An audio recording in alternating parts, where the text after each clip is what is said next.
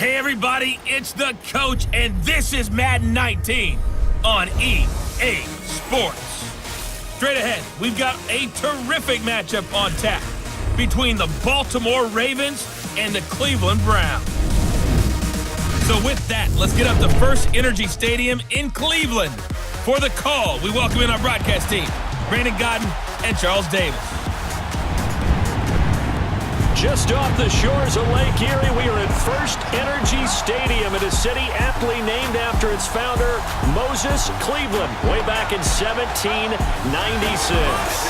The folks here in Cleveland, even though all the down years, have never stopped supporting their hometown guys, and we got evidence of that a moment ago as the Browns made their entrance. They are ready to do battle with Joe Flacco and the Baltimore Ravens. Brandon Godden, Charles Davis, happy to be with you. And Charles, we've got two teams who know each other extremely well. These division games, they tend to be battles. People scout like crazy in this league, but no one scouts more than within the division. Because if you win your division, you're automatically in the playoffs. That puts extra emphasis on these games, and they can't wait to get at each other. This is taken about 7 yards deep.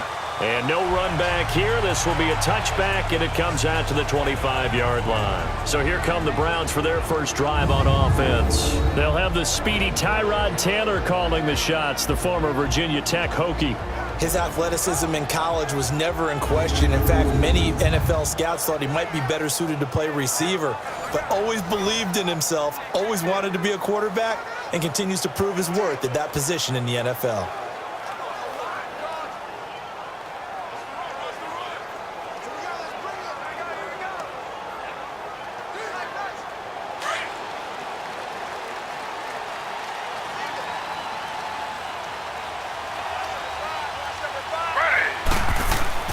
They go play action here on first down. And his first pass here is going to fall incomplete. David Njoku was the intended receiver. And it's second down. And the Buffet boys, the O-line, hopefully they're ready today. Listen, you got to feed them first. But if you do, you usually get a great product out on the field. And when they play well, the quarterback can't wait to feed them afterwards.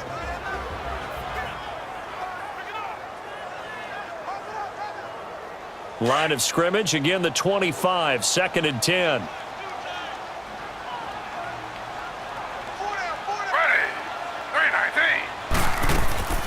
First carry for Carlos Hyde. And he'll wind up with about 6, up past the 30 to the 31.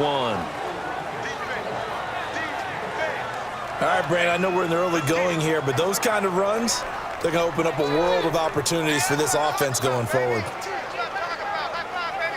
And they'll look to avoid an early 3 and out here on 3rd and 4. Ready. Flag 32. From the shotgun, it's Taylor. Oh, he almost picked it. Nearly a turnover there on their opening drive. And that's a throw he'd like to have back. Now 4th down. I think we'll see more of them trying to get him the football out of the backfield. They love what he can do in open space, and they believe that he creates mismatches they can exploit.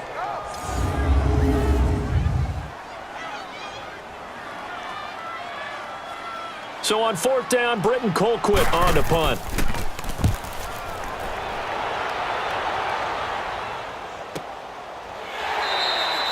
So a change of possession here on the punt. And the Ravens, they'll take over. So here come the Ravens with their first look on offense. They'll be led out by their veteran quarterback, a former Blue Hen out of Delaware. It's Joe Flacco. And what a bounce back from the knee injury he suffered in the 2015 season.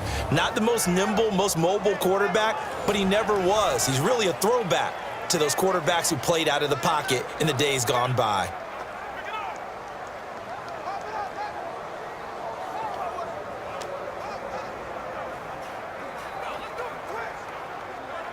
Now Flacco and the Raven offense come up 1st and 10 at their own 23.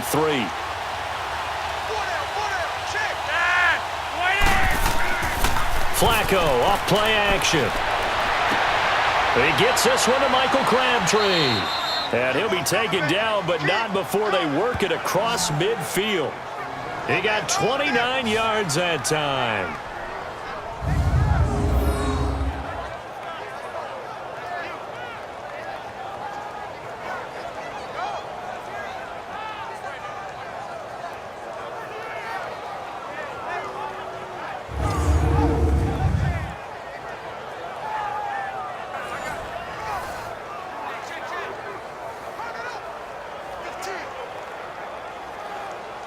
So a 1st and 10 upcoming from Browns territory now at the 47. A first carry now for Alex Collins. He'll get about 4 here, down to the 43-yard line. And the big boys up front in the trenches. What do you think of the O-line, Charles? I love them because this is a group that's so cohesive. They know what the man next to them is going to do at all times, and they operate as a terrific unit.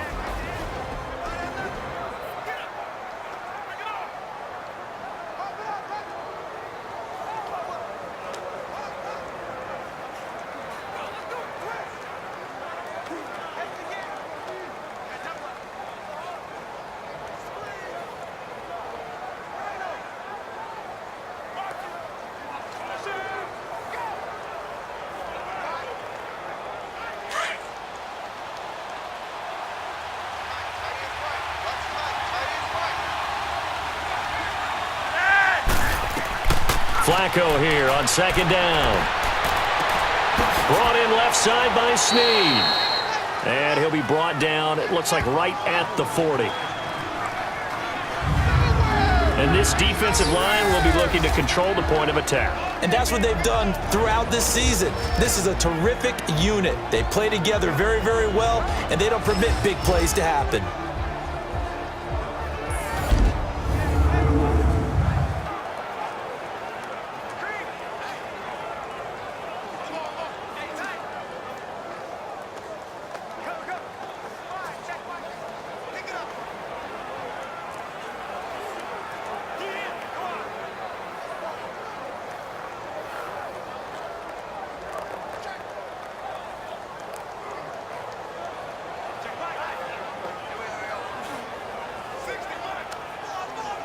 So 3rd and 2, this quite possibly 4-down territory, though, if they're stopped.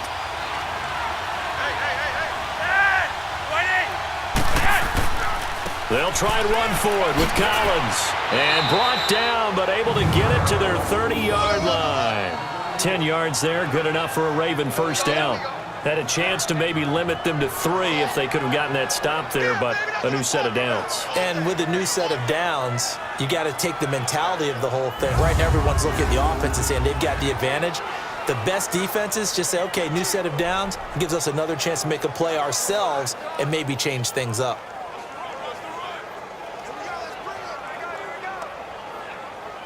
So 1st and 10 now from the 30.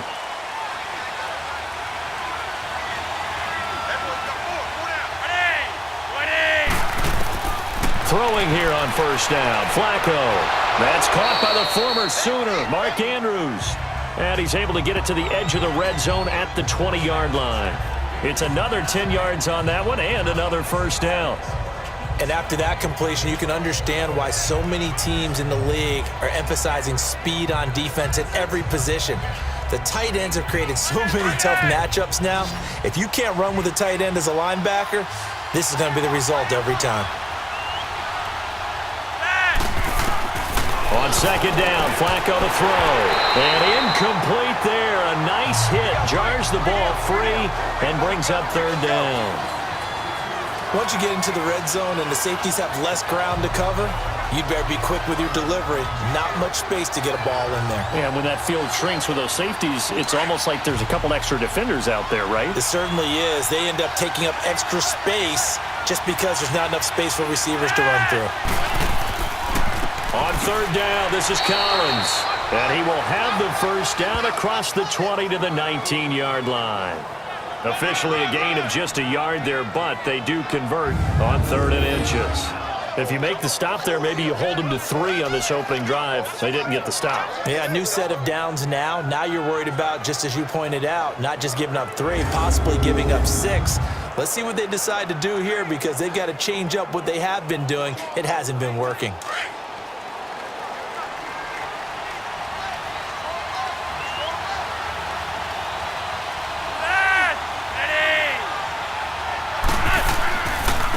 First, they go right back to Collins. And he's going to push his way down to about the 12. 7 yards on the pickup there, and it'll leave him with a 2nd and 3. Pretty effective run there, and now they can start to smell that end zone. Pound the rock. Make sure you use your O-line to set the tone of dominance and physicality, and pound the rock.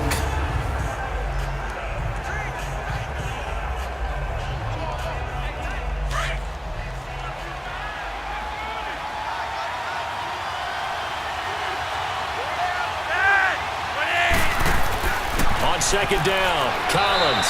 They'll get this down inside the 10 for a pickup of about 3. Pretty good job defensively. Thought he was going to get it, but they knew where that marker was, and they stopped him just short of it. What it does is emphasize that strategic football and situational football is not just played on the offensive side, is it? Defense understanding, as you noted, where the first down marker was and making sure they didn't get there. Flacco to throw here on third down. He rifles one that's intercepted. Picked up by Denzel Ward. He's at the 50. 30. Past the 20.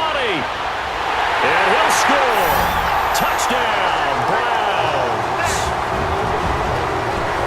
Third down, passing down. They throw the extra defensive back in there for a nickel package, and it worked out. And it's not anything that you would think is just great strategy. It's just that when you have 5 defensive backs on the field and an obvious passing down, it's a lot tougher to complete a pass. And on that play, they completed it just to the wrong team, and it cost them 6 points.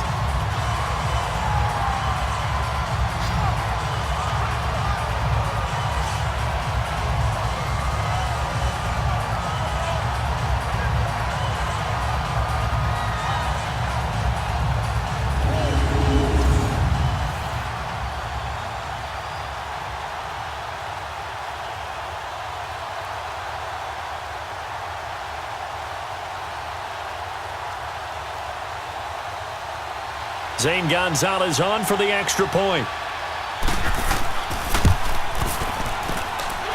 Gonzalez good on the extra point, and that makes the score 7-0.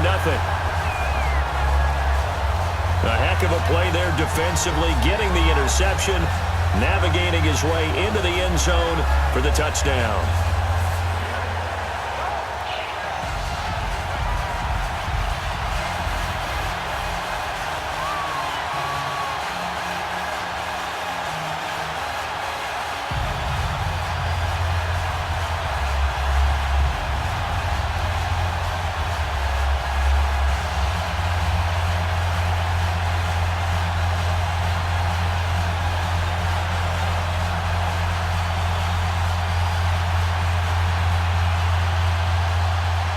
So they throw the pick six. They'll get another shot at it now as this one's in the air.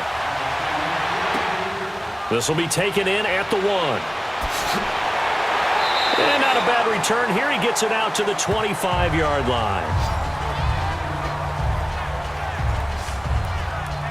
The Ravens offense now, they get set to head back on the field. And last time, decent field position through the pick six. Obviously costly.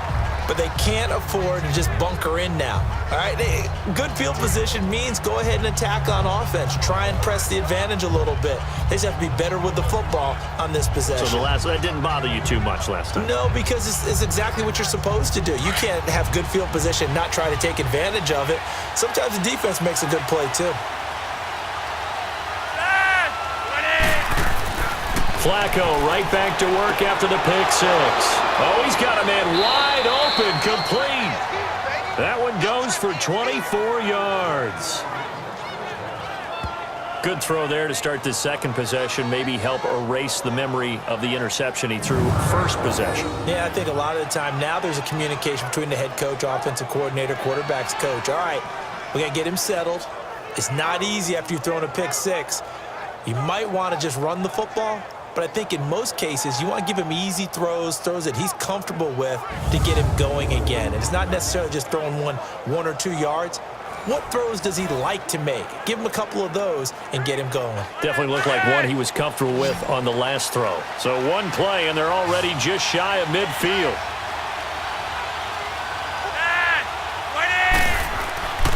Now a play fake here on first down. Looking left side, Andrews with it complete. A good pick up there, 26 yards. There are so many things to watch for when you play defense. And reading your keys, you always hear about that, and having your eyes in the right place. Sometimes your eyes can fool you. How about that play action there? And it sprang the big guy, didn't it? Able to dump it over the top to him.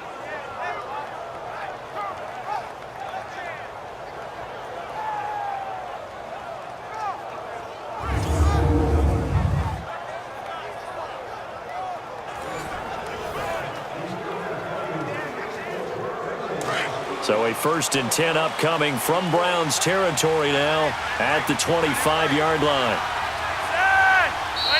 Now some movement before the snap. And we'll hear from our referee for the first time this afternoon. Offense. That's on the Pro Bowl guard, Marshall Yanda. Still first down.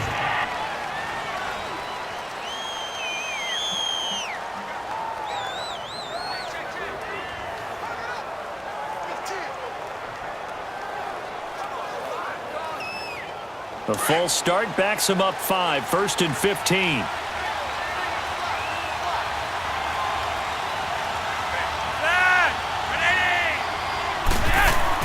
Here's Flacco. Caught left side to Crabtree. And he'll go down here right around the 23-yard line. 7 yards the pickup on the pitch and catch. Nothing fancy on first down, but a very consistent type of a play. Hit that slant. A lot of people call it an extension of the running game, and it can be if that pass is completed, because you hit a guy on the run like that, he often can go for big yardage. Sets him up nicely for 2nd down, staying ahead of schedule. They'll run it here. This is Buck Allen. And a short gain here down to the 22. He'll pick up only a yard there, and it'll leave him with a 3rd and 7. Well, they had that one sniffed out. Excellent run blitz. Stop that one for a short gain. What makes a good run blitz a good run blitz? The ability to stay on task, to follow up your assignment, go to the gap you're supposed to cover, and not be deterred by anything else.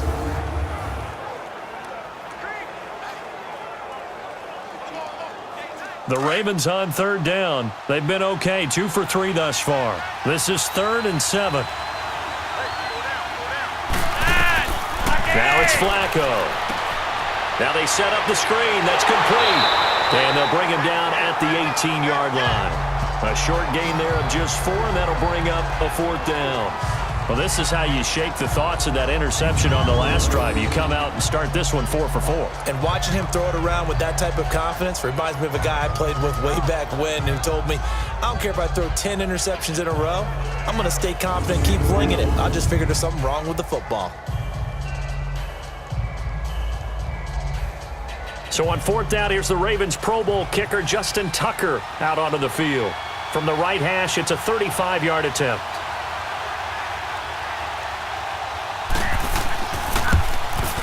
And Tucker's kick right there. It's good. And they are on the board, but still trailing. It's 7-3. So they put together a good little drive there, but ultimately stalling out in the red zone. Yeah, I know a lot of people look at it as a little bit of a negative. They didn't get 6 points out of it, right? Didn't get the touchdown. But that's actually okay. They got 3 points, able to give their defense a little bit of rest, let them settle down over there. So all in all, to me, that's a good drive.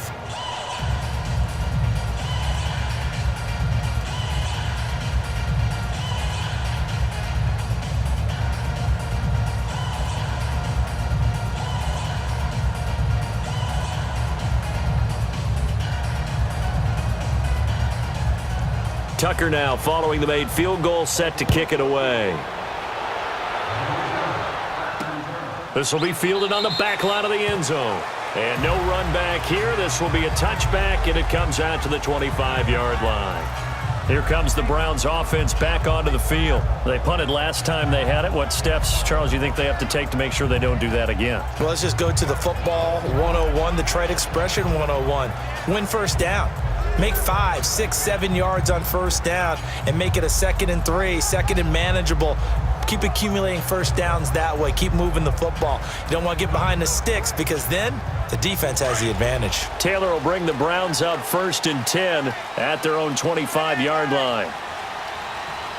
Ready. 319. 319.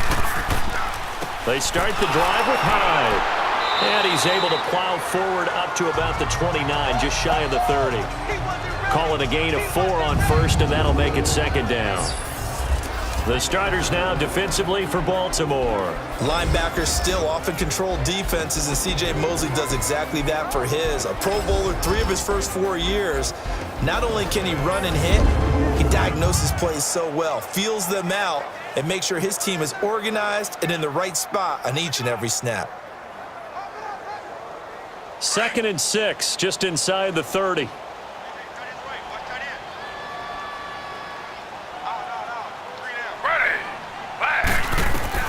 Now Taylor to throw on second down. He's got a man. It's Corey Coleman. Browns move the chains as Taylor's able to hook up with Coleman.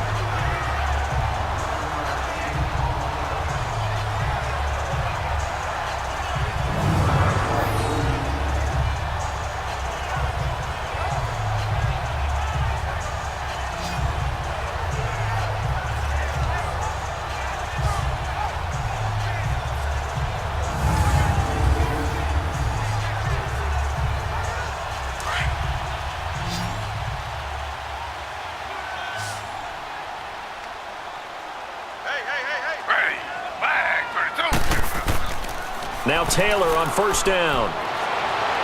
And incomplete.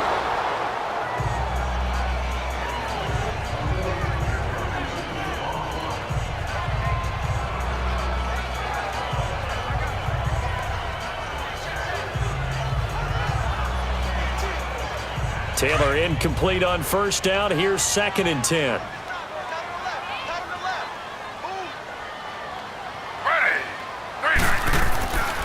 Handoff comes to Hyde.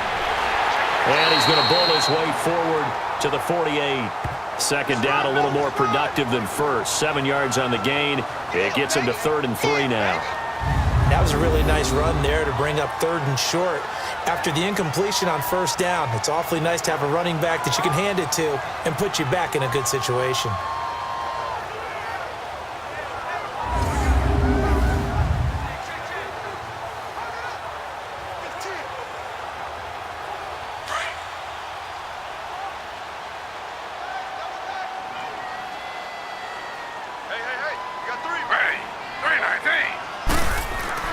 Taylor now to throw on 3rd down. And it's going to be incomplete. He was able to catch it there on the right sideline, but out of bounds, says the line judge. And it's going to bring up 4th down. I think the punter might start to get into a pretty good rhythm here if he keeps getting opportunities. But that's the last thing his team wants to have happen, right? The last thing you want to see is your punter feeling pretty good because he's out there all the time. Yeah, first quarter only, but they're 0 for 2 on 3rd down conversions to start this thing. And now here come the Ravens. And after the field goal last time, let's see what they can get here. At least they got points out of the last drive, Charles. I never met an offensive coach that didn't want to drive to end with a kick. Most of them wanted to end with a PAT, right? In this case, a field goal, they'll take it. Way better than the alternative, which is a punt. Yeah, but you've met fan bases that wanted that, that weren't happy with that field goal. I haven't met a fan base yet that wants to drive to end with a kick other than the extra point. That's it. Now Flacco and the Raven offense come up 1st and 10 at their own 11. The drive starts with a run by Collins. And able to get it across the 20 before they get to him. The drive starting with a first down, 11 yards on that pickup. Getting the sense, Charles, they're going to put a big emphasis this afternoon on the run game. And why not? What we're seeing so far, working pretty well from them. And here's the best part. We always talk about the best performers do their job when the lights come on. I think he likes natural light best.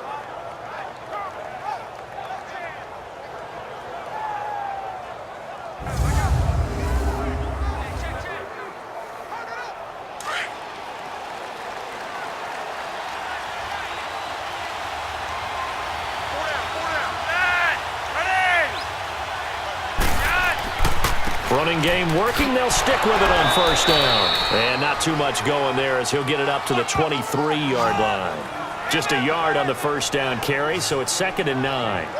Well, we saw him there trying to get it to the outside, trying to get to the perimeter, but not a whole lot of room there. But there's got to be one positive to that. If you keep moving laterally, Creases tend to develop as the game moves on, and they can run it back inside later. Now Collins. And he'll take this one up close to the 25-yard line. Only a gain of a couple there. That leaves him needing about 7 here on third down. Vision is so important for the man in the middle because his ability to look through all the clutter that's happening in front of him, diagnose a play, and then go make it and finish it, that's when the great ones know that they have the goods.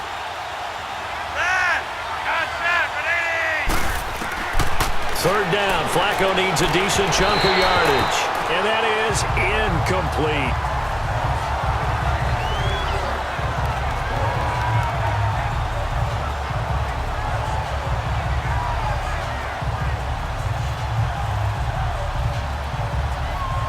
So on fourth down, here's Sam Cook to punt it away. Jabril Peppers is deep for Cleveland.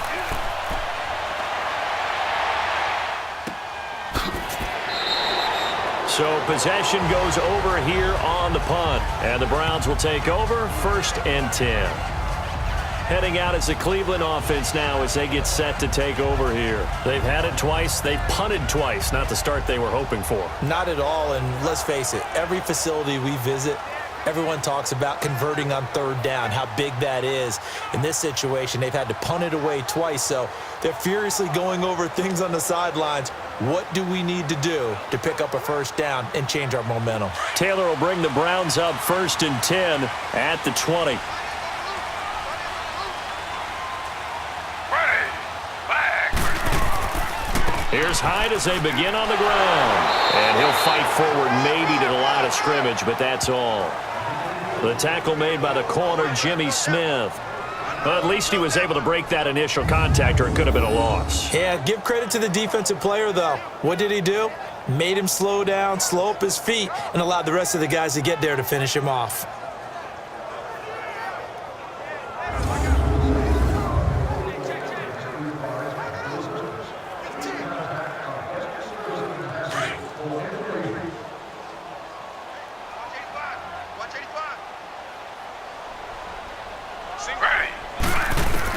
On second down, Taylor throwing over the middle, but it's incomplete. He was trying to get it to his tight end, David Njoku. And that takes us from 2nd to 3rd down.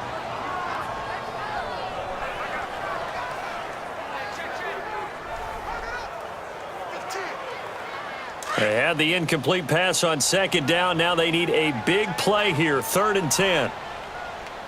Ready, 3-19. From the gun, it's Taylor. Underneath for Johnson. And they'll get it all the way up about 5 yards shy of midfield. A pickup of 24 on the 3rd down conversion. So many times you hear today's NFL described as a space game. Get your best players into space with the football in their hands. That's why sometimes you just swing it out to your runner, get him out in the flat, and let him have a chance to make people miss an open field.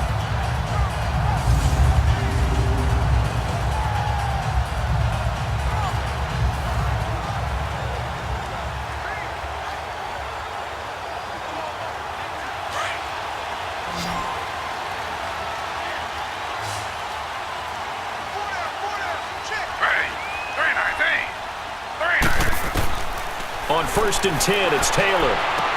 Dumping it off for Johnson. And he'll take it down shy of the 45 at the 46. Give him 9 on the play, and it'll be 2nd and about a yard to go for the 1st. Not only did we just see back-to-back nice gains, but we're also seeing the confidence rise, not just for the guy who caught it, but the guy throwing it as well. And these back-to-back catches here out of the backfield, that can set something up downfield in a later sequence, right? A lot of the time, it starts to draw the defense closer to the line of scrimmage. So to your point, show this swing pass, show this check down. Maybe later on you heave one deep when you catch him close to the spot. On 2nd down, Taylor's throw incomplete. And the hit jarred it loose. It's incomplete. So he can't hang on, and as I watch that unfold, I remembered an expression that I've heard, maybe from you, I don't know, but you're going to get hit anyways, might as well hold on to the ball. Well, you know a coach said that, right? Yeah. Not an actual player. Not a chance at all. Way easier said than done. They'll run it. Here's Hyde. And they go backwards here, losing yardage back at the 48-yard line. He lost 2, and it brings up 4th. I wonder if they just kind of outguessed themselves a little bit trying to run it on 3rd down. Probably should have gone to the air to try and pick it up. Instead, the punting unit will have to run on the field.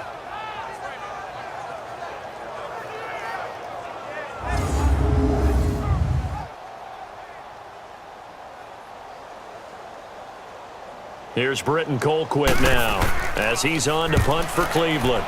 And he's getting a workout here in this first quarter as he gets it away.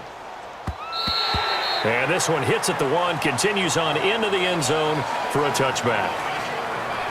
Here comes the Raven offense now, ready for another possession. And our game's hit a little bit of a lull here, a little bit of a snag. Punts on back-to-back drives. And old school coaches don't necessarily mind that. Didn't turn it over, right? Didn't create a big play for the other team. Right now what you're looking for is, can you gain an advantage in field position?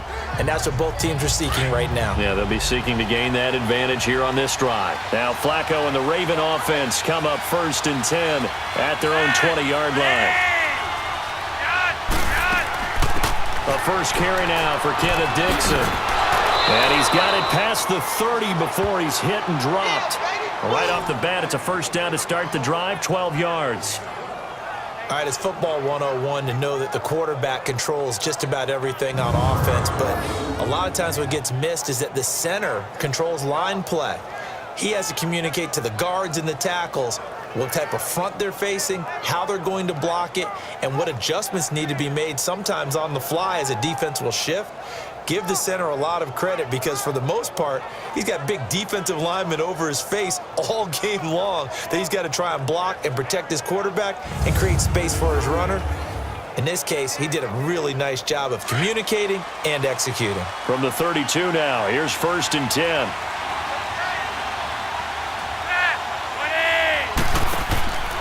They fake the handoff. Now Flacco to pass. A right side catch by Crabtree. And he'll be taken down, but not before they work it across midfield. A good pickup there of 20 yards. Now that was pretty. They executed that curl route versus zone coverage, and that changes things a little bit because against man, it's often a tight curl, a tight, sharply run route. Against zone, you're just looking for that open spot, that dead area, so you make curl a little bit wider just to get to that place. And usually a tight window. He fired a bullet in there for the completion. Flacco now 8 of 11 in this first half. He's got it 1st and 10.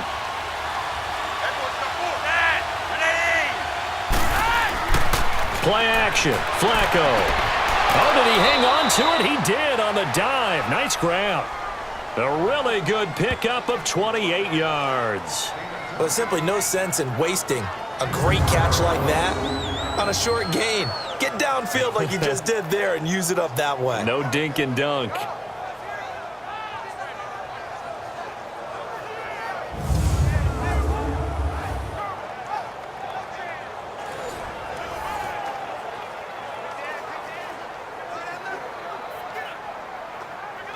Flacco now already over 150 yards through the air in the opening quarter. It's 1st and 10.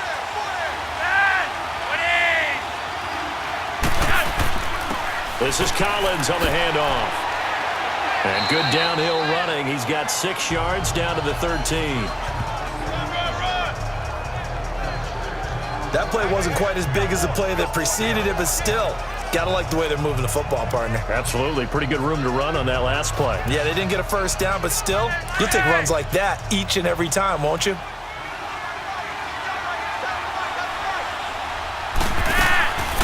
On the draw, Flacco to Dixon. And now they're inside the 10 as he's brought down at the 9. A 5-yard gain, and now they're set up 1st and goal. So many teams want to throw the ball in this situation nowadays, but I love watching a team that has enough confidence to go ahead and run the football in that situation. That's almost a tendency breaker.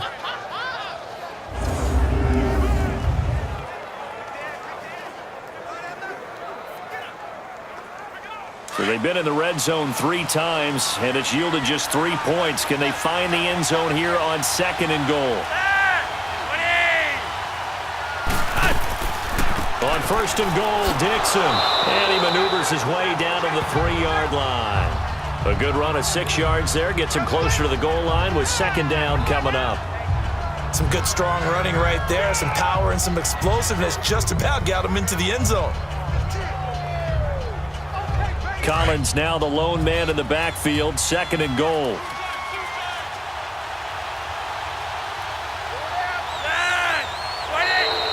Now flags will come in. I think this one's going to be on the defense for jumping.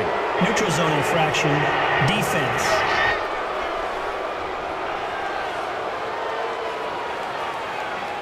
And he got a little aggressive too early. And he did, wanting that quick takeoff as the ball was snapped. But I think sometimes those big guys on offense, they're pretty cagey too, right? They make those little sudden moves or those little subtle moves that get you to jump.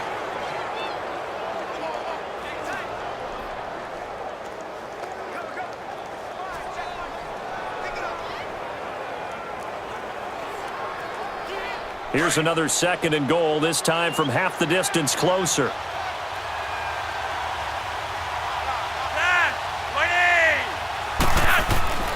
Trying to punch it in with Collins.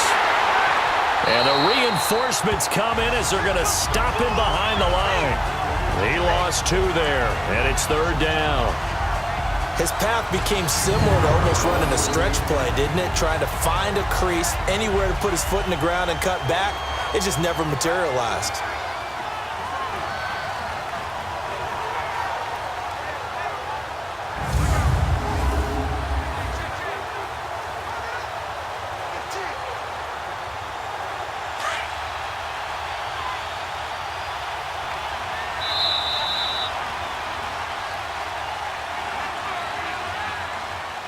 And before they can get settled in here, time expires on the first quarter of action. 7-3 the score. This is the NFL on EA Sports.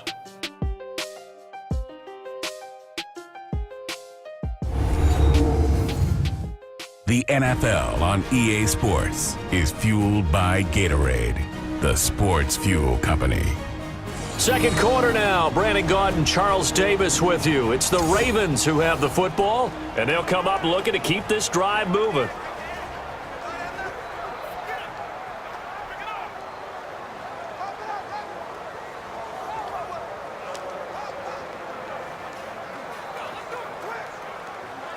The Ravens on third down, 2 for 5 to this point. This is third and goal.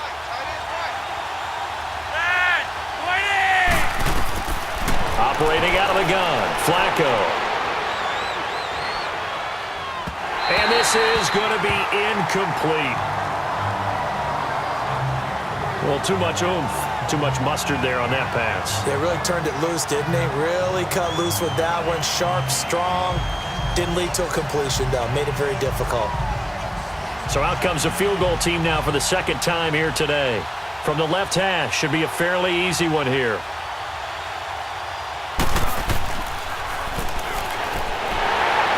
And this winds up a disaster, nowhere near the marker.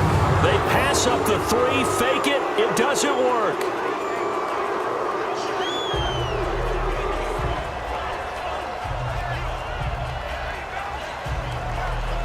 And now the Browns coming out on the field. The results for them so far not that great. Well, not good at all. 3 drives, 3 punts. Yeah, and now what you're doing is you're looking at your play sheet. You're trying to figure out what you're going against defensively. I wonder, are they showing them something they haven't seen or anticipated in practice, and maybe that's throwing them off? Or do they just have to go to a different play calling section and try and run some offense that way?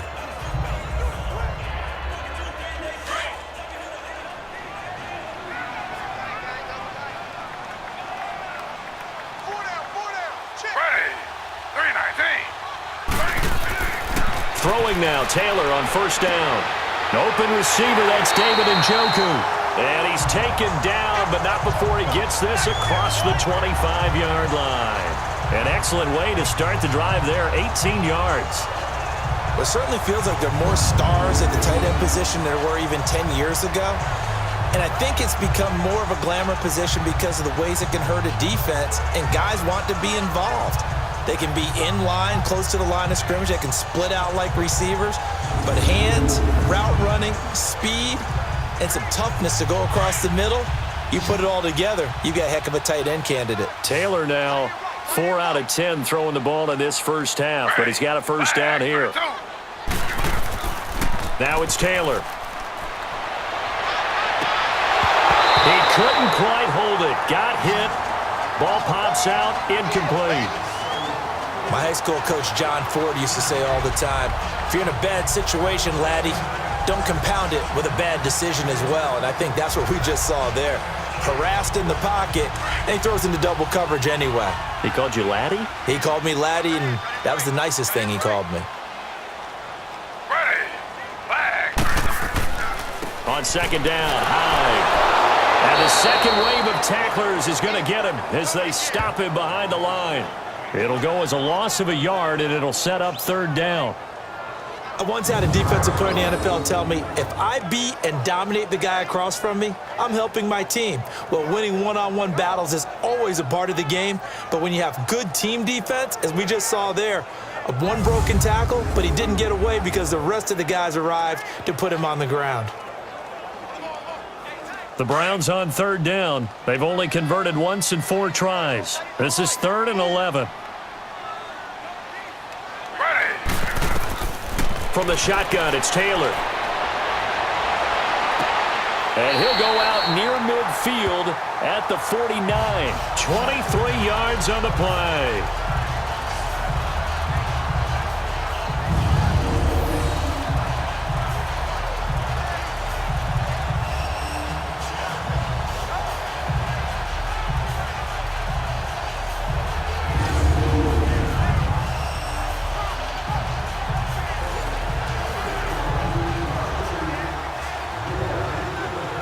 So here, the men in charge are going to be looking at whether or not the receiver had possession of the ball as he went out of bounds. And they have to make sure that the receiver got both feet down in bounds as well.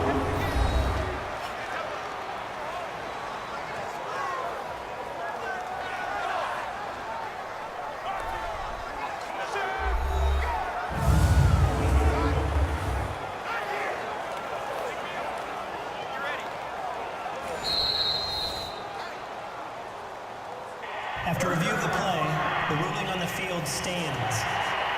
Well, he challenged the play. It did not pay off. And that means he lost a timeout in that challenge. And as a coach, you hate that. Don't know if you took the advice of the player, you threw it yourself, but it didn't go your way. At the end of the day, it all comes back to the head coach. He has the final determination on whether to actually challenge the play or not. In this case, it didn't pay off for him. And that's got to be so heartbreaking. You throw that flag, you probably feel really confident, and then all of a sudden, boom, you lose the challenge. Yeah, when you take a look at it, you're throwing that flag because you believe you're going to be right. And when it comes back the other way, you have to regroup. First down, a run with Hyde. And they'll get him down here at about the 42. A nice run there, 9 yards, and it'll be second down. This drive is turning into an extended one, and the guy carrying the ball, he's becoming more like a body blows guy. Every carry is putting some damage on the defense. So after a while, I'm not too sure how many guys are going to want to run up and tackle him.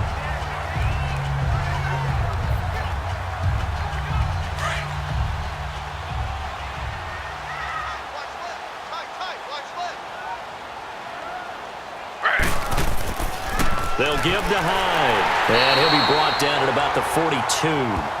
The linebacker, C.J. Mosley, in on the stop. One thing to keep in mind, partner, especially in the second half, when you've got a running back of this size, of these dimensions, I can just tell you, attrition does set in for a defense because you're excited about hitting him in the first half. Maybe not so much in the second half, and some of these shorter gains turn into bigger runs later. Now Taylor. He's got his tight end in Njoku. And he's going to have the first down yardage to the 35. Taylor able to find his big tight end in Njoku for the Cleveland first down. As an unbiased observer, I think it would have been interesting to see what they would have done if they hadn't gotten the first down there. But since they did, I guess the point is moot. And they're right there in that middle ground, field goal range, punt, go for it. But as you said, they picked it up.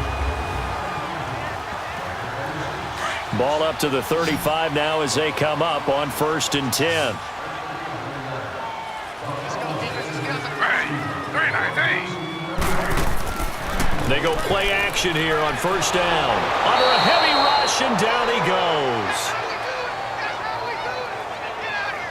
Man, he got in there so quickly, Charles. What could the offense have done to adjust and account for that? But what you're hoping is that you figure out and you see and get a clue that maybe there's going to be some pressure coming at you, and you change the blocking schemes. Maybe you go to max protection. The biggest one is maybe you bring your running back in to try and keep you clean. But in that case, that didn't happen. Zero accountability, and a sack resulted.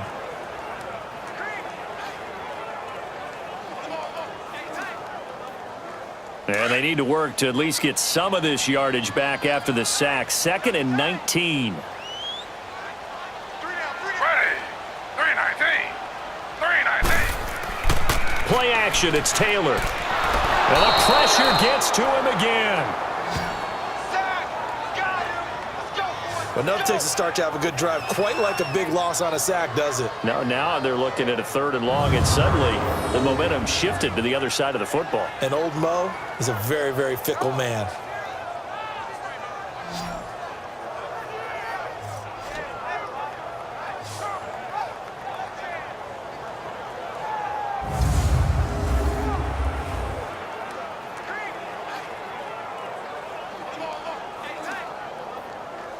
Third and long. Taylor and company hoping to regroup after the sack. Ready. Flag 32. Flag 32. Out of the gun, it's Taylor. To the sideline, and wow, what a catch there. He doesn't get a lot, but he was able to get the feet down complete. It's a 4-yard pickup, and that'll bring up 4th down. Was that a receiver? Yeah, actually it was. There's a running back who was a receiver on the play. Ike's been spending time in the receiver drills getting his feet down. Well, those guys out of the backfield, they got to be good, agile with their feet. He showed the agility there with a toe tap. No doubt about it. It's like he'd run to ballet school. Got the toes down and stayed in bounds. Getting set to go again as we look at the back heading onto the field again. He's been good. They've utilized him well, but they're losing here in the 2nd quarter. What might they change offensively? I think that what you try and do is expand how you get the ball to him a little bit. Get him out in open space, maybe swing the ball to him. What's that they used to call it in the West Coast offense, the long handoff? Yeah. Serve as your running play that way, as well as continue to feed him the football. Some of these runs now may pop bigger later in the game because of the effects of running it. Sometimes people, after a while, they don't want to tackle him anymore, or they get tired. Or they now a hit, and Flacco drops the football. It's loose. And the offense will cover this one up, but they'll be pushed back inside their own 10. On plays like this, when the ball comes free, it's often unusual for the team that lost it to get it back, because this is the quarterback. The ball gets away from him. Everyone else is trying to execute what they're supposed to do on offense. They're usually looking in the other direction, downfield, or have moved away from him. In this case, though, a teammate is able to come up with the ball.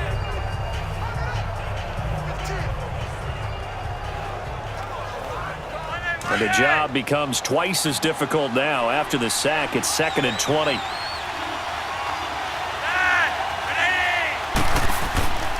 Flacco off play action.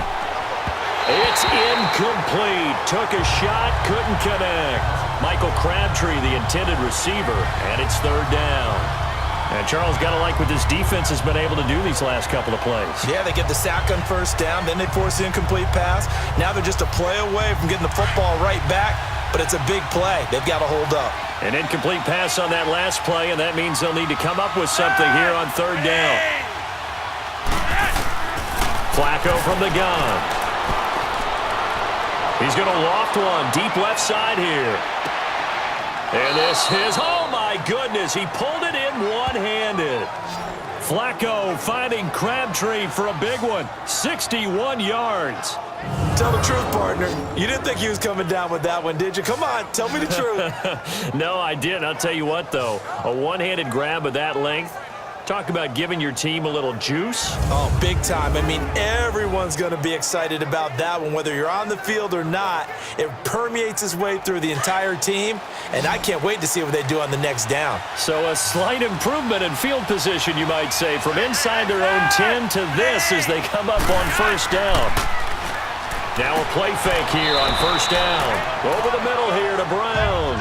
A good pickup there, 8 yards on the first down completion. Well, clearly one of his advantages as a passer is his height, sit back in the pocket, fired over the middle. That makes things tougher defensively, doesn't it? It really does, because your goal is to move the quarterback off his initial spot when he gets his drop back completed. But when you have that type of height, he can stay in there if he's willing to take the hits and just fire over the top, which saves him time and actually completes a play a little bit quicker than it normally does for a quarterback who has to slide and find open space to throw. Throwing over the middle, and it's incomplete. He was looking for Alex Collins that time, and it's third and short. Coverage was great everywhere that time. He tried to get it to his outlet, tried to get it to his running back, but sailed it a little bit too high and actually left his body open for a big hit. The Ravens on third down, 3 for 7 so far in this game. This time they face a 3rd and 2.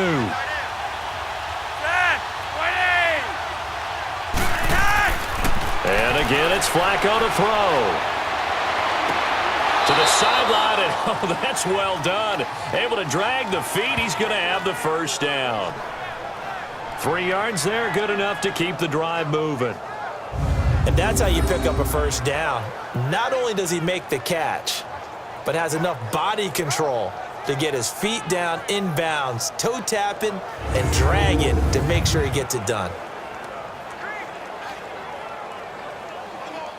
This offense finding its legs now. Here's another 1st and 10.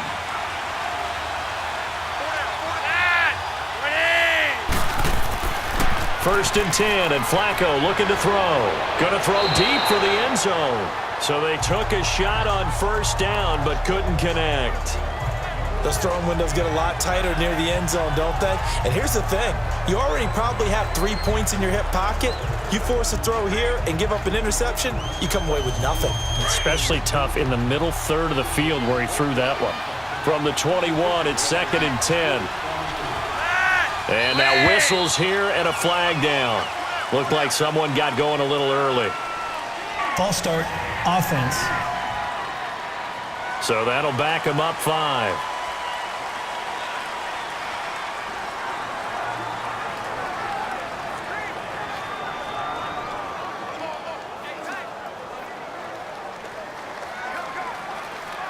And that false start penalty certainly not helping their cause here. 2nd down and long.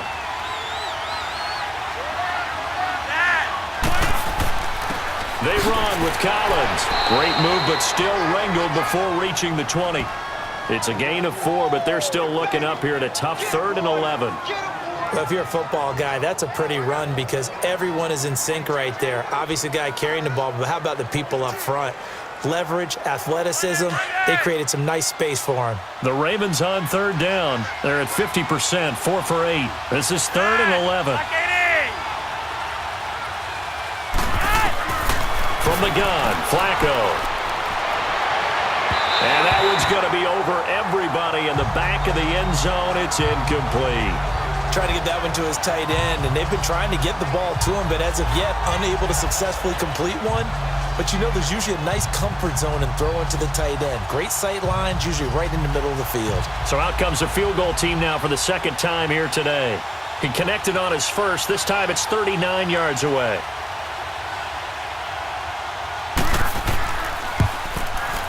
And Tucker's kick right there. It's good. And they'll get it back within a point at 7-6. So another good job defensively because they've allowed 3 trips into the red zone, but only the 2 field goals. Yeah, that's the bend but don't break, isn't it? And they really didn't get broken at all because if you're running off the field having allowed 2 field goals and 3 trips in the red zone, you've actually come out ahead. Yeah, flip it over to the other side. The offense, they'll hope to cash in for 6 next trip.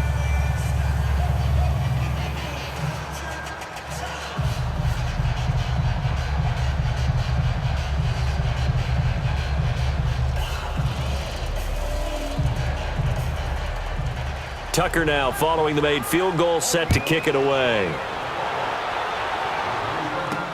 Matt Day's on the return. And a good effort on the return there. Gets him across the 30 to the 33-yard line. A chance for us here to discuss Jarvis Landry. Not only does he not have a catch, I don't think he's been targeted in this game, but they're winning. And if you ask a receiver of his magnitude, he'll tell you that it's because everyone is focused on him anyway. Okay, you've taken it away. No catches, no targets, but we're still winning. I've opened things up for the rest of my team. I know how receivers think. They've been using him as a decoy, and effectively so. Taylor will bring the Browns up 1st and 10 at the 33-yard line. Ready. 319. And they'll start the drive on the ground with Johnson. And he will lose yardage here to the 31-yard line. It's a loss of a yard there, and now 2nd down. Yeah, that was a safety that came through and made the play, but there's no doubt in my mind, he hits like a linebacker, and we see a lot of that in today's NFL, don't we? And that time we do indeed. A big hit for a loss.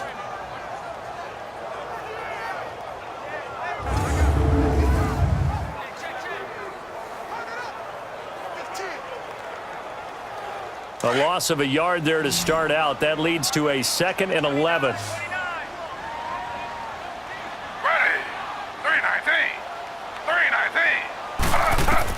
On 2nd down, here's Taylor. Looking left side, that's caught by Landry. And he gets this up across the 35 before he's out of bounds. 4 yards on the completion, and it sets up a 3rd down.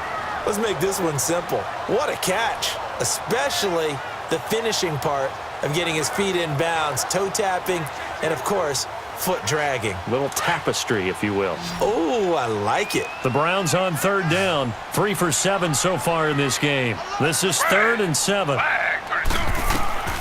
Taylor from the gun. He'll throw. He finds Coleman. And a quick slant gets exactly 10. And by the nose of the football, they've got a 1st down. And the key number on that play, 3. 3rd play of the drive. 3rd down. Spectacular catch. Turns into a 1st down. 1st down saves them from a 3 and out.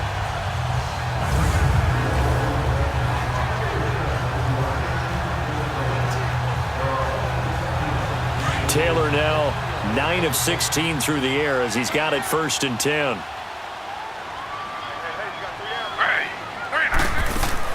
They'll run it now out of the gun. And across midfield he goes into Raven territory.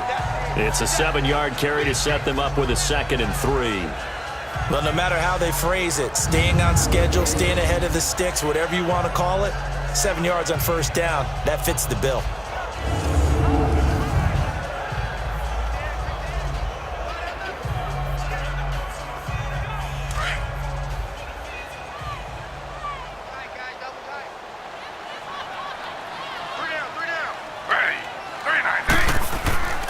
A 10th carry for Hyde.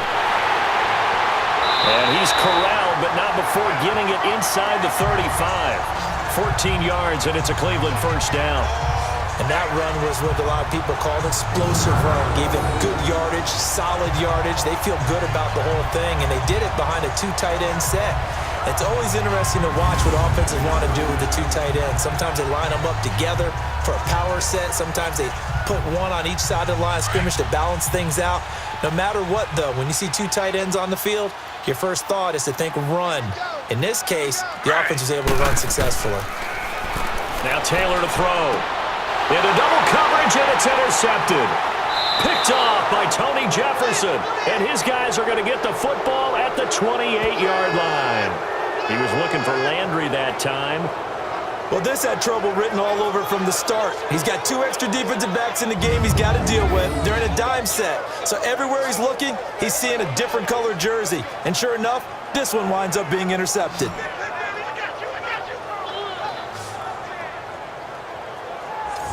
The Ravens offense now, they get ready to head back on the field. And a methodical drive last time, but they couldn't get that knockout blow. They had to settle for 3.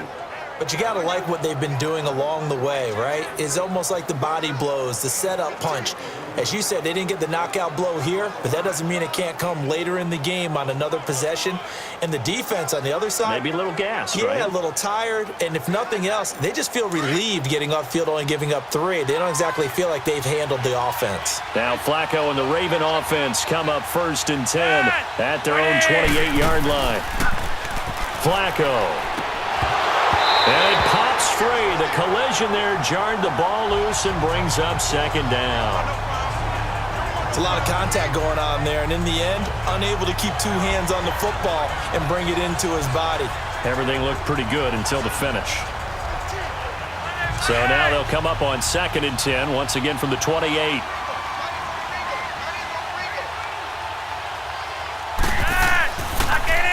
Here's Collins. And that didn't fool anybody. He's going to be dropped in the backfield. That'll be a loss of a yard, and it leads to a 3rd down. Anytime you call an inside running play, you just know there should be a lot of congestion there. You're counting on your offensive line to take control of the line of scrimmage. That didn't happen in this case, and that play got bottled up.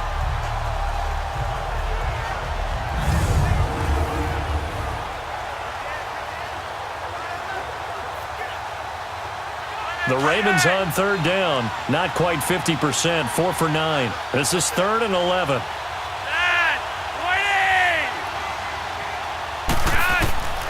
Here's Flacco. And almost picked off. I guess the good news for them now, it's 4th down. Well, they've had a pretty frustrating first half here offensively, and that just continued there with that incompletion. Yeah, definitely frustrating for them, but heartening for the other guys. Those stop troops, they're enjoying things right now because they've made it very difficult for them throughout the half.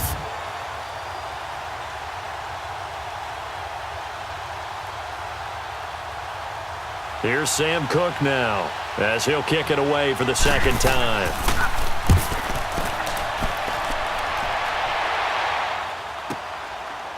Oh, leaves him behind on the spin. A big kick that time, 52 yards. And the Browns getting set to go. And in enemy territory last time through the interception. We'll see what they do on this drive. Can't wait to see how it alters what they decide to do in play calling. Do they continue to throw the ball? Do they want to lean more on the running game? It'll be an interesting sequence of plays that they've got coming up. Does it often affect the play calling with the interception? How much does that change what you do? I think it does depending on why the interception was thrown. Sometimes it's just a matter of the defense made a great play, so you continue to come back. But if it's on you, if the offense just doesn't have the confidence, if they're a little bit shaky, maybe try and take the pressure off and run the ball a little bit. Trying to shake off the interception. He'll look to throw. To the right side and complete to Njoku. And he's brought down after a very nice gain. A really good pickup of 28 yards. Oh, boy, when a good tight end reads man coverage, is able to run the corner route, almost impossible to defend. They can use a good head fake, work him inside, and then they'll get him on their back or on their hip and keep them away from the football with their body.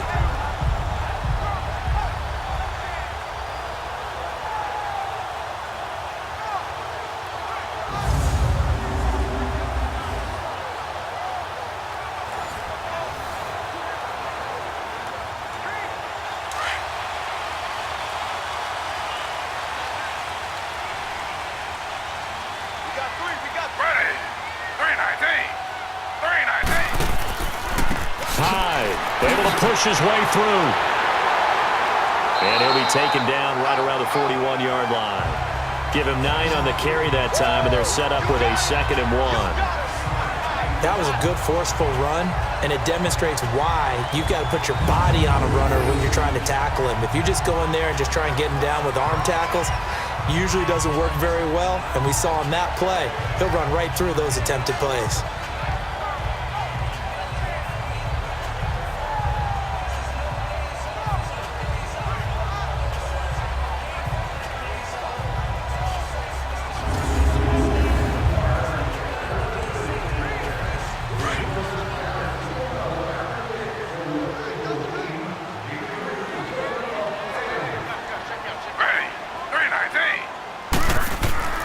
They go play action with Taylor. And his throw is incomplete.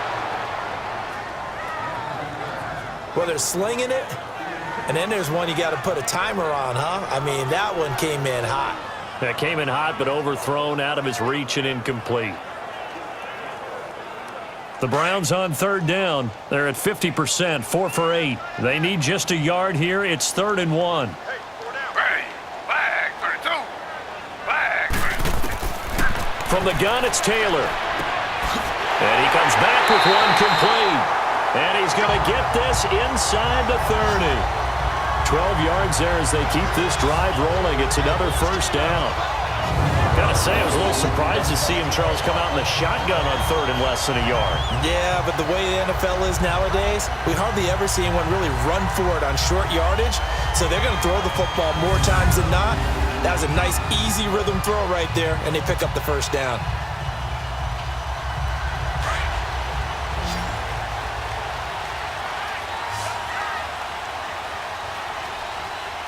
Ready.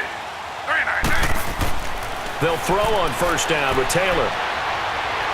Forced out to his left. And he's able to get it down to the 25-yard line. He'll wind up getting right about 4 there on the scramble, and it's 2nd down. Yeah, he only gets a few yards on 1st and 10, but he's better off doing that than throwing an incompletion or even worse, an interception.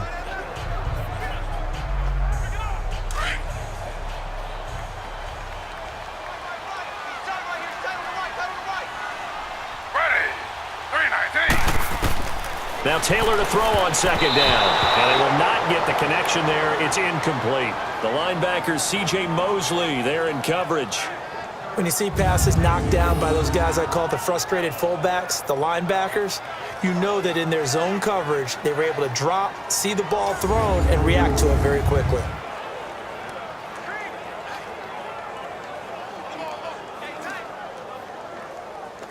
The Browns on 3rd down. 5 out of 9 thus far. This will be 3rd and 6. Ready. 319. Off the play fake. Here's Taylor. And that is incomplete.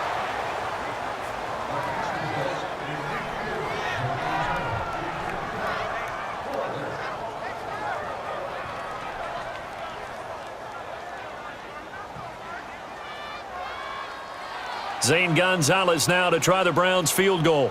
From the left hash, it's a 42-yard attempt.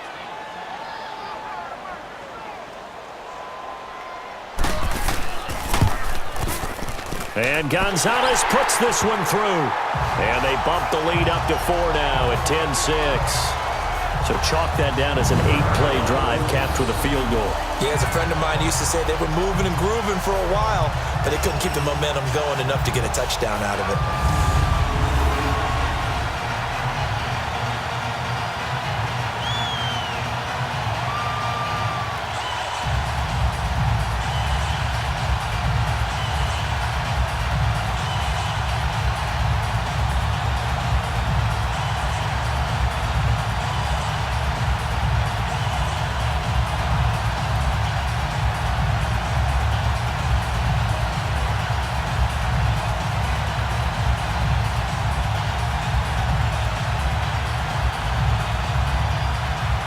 After the field goal, here's Gonzalez to kick it off.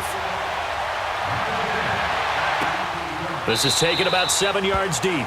And no run back here. This will be a touchback, and it comes out to the 25-yard line. Time to discuss Michael Crabtree, making his presence felt early in this one. First half, already over the century mark. How about the yards per completion, too? That's a pretty darn good number there. Number of catches, but he's shredding defenses, getting big yardage with each and every one of them.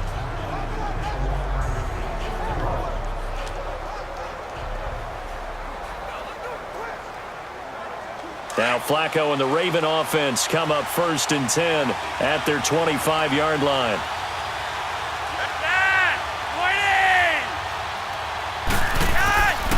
They'll begin the drive with Collins. And able to stay on his feet past the 30 to about the 33-yard line.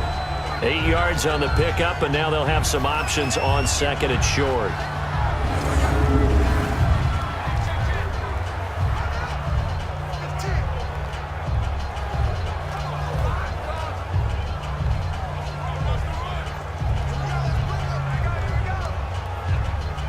Here's a 2nd and 2 now from the 33.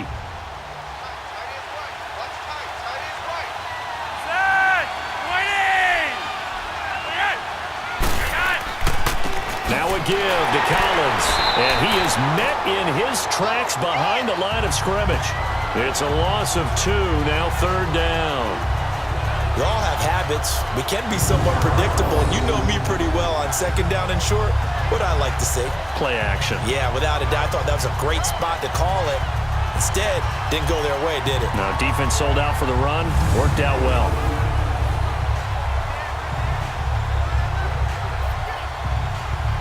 The Ravens on 3rd down. They're right at about the league average, 40%, 4 for 10. This will be 3rd and 5. 2 minutes to go here in the first half. More from Cleveland after this.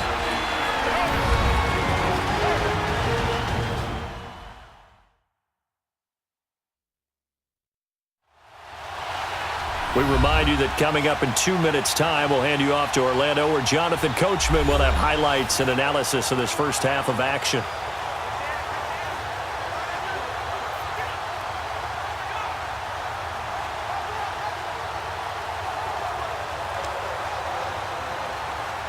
It looks like a nickel set now for the Browns on 3rd down.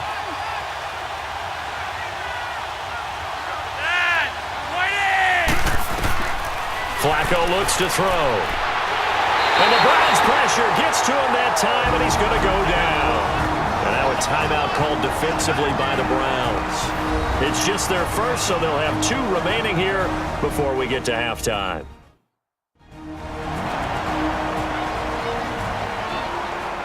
So a defensive timeout, chance to regather, regroup, and get set as we resume action.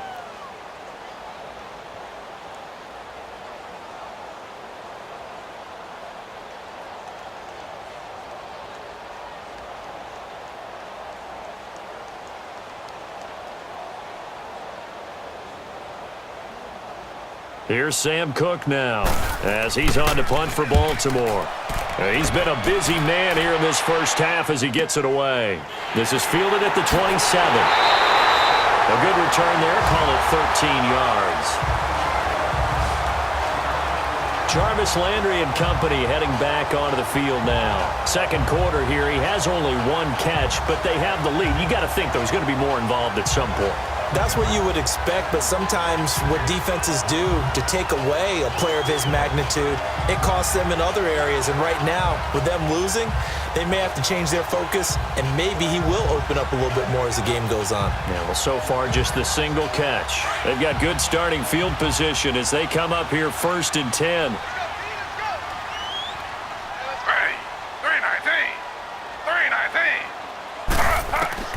To throw is Taylor, operating from the gun. And it's a short one here, complete to his tight end.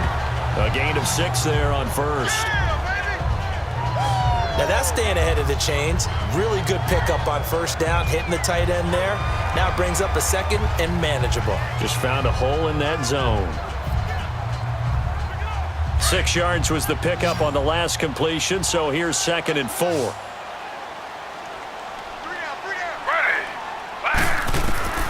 From the gun, Taylor, throw left side, caught by the tight end Njoku. It's a gain of 10, and the Browns are going to get a 1st down. Many different ways to create space, but on that play, he did it with that big, wide body of his. Didn't get a whole lot of yardage on the play, but it did what it was supposed to, pick up a 1st down.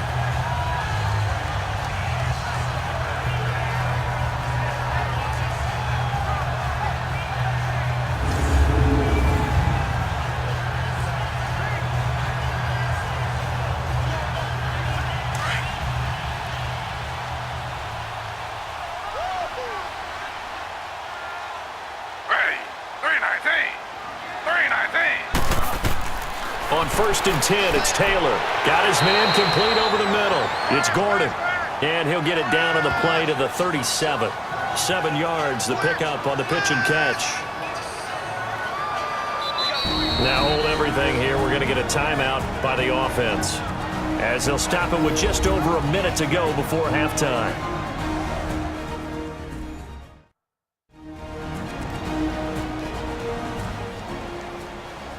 So the offensive unit called the TO, and now we are ready to resume play.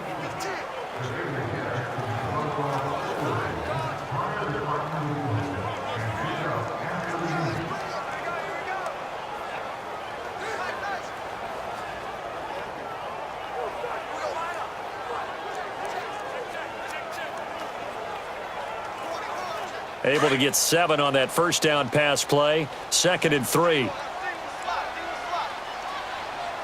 Ready. 3-19. Taylor will throw again. Dumping it off for Johnson. And they'll be inside the 35 now at the 34-yard line. A gain of 4 that time as the drive continues. Well, it's tough to be a defender in today's NFL because there's so many things to account for in today's passing game, including the back sneaking out of the backfield. Not quite as bad as a turkey bowl where you have that center-eligible stuff, but still a lot of guys to account for.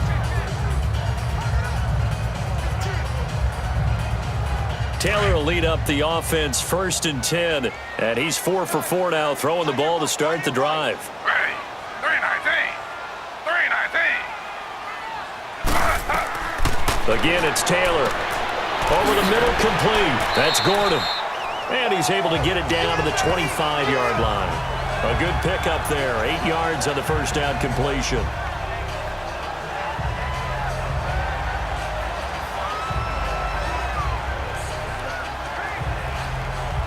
Now a timeout signaled for, and they'll get it with 10 seconds to go before halftime.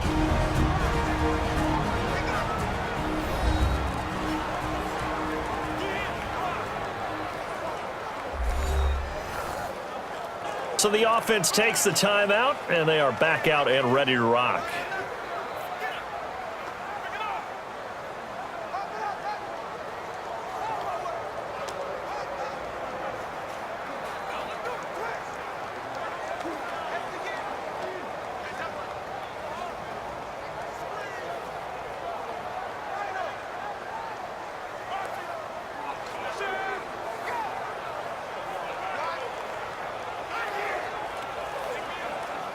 So on 2nd down, the field goal unit is on here as they try to get 3 before half. Made his first, this now from 42 yards out. And the kick by Gonzalez is good. And that'll open the lead up to a touchdown now at 13-6. No problems in the field goal department so far. He's 2 for 2. Pretty reliable here in this game, isn't he? And to me, that bodes well for them. If they need him late in the game, his confidence should be sky high.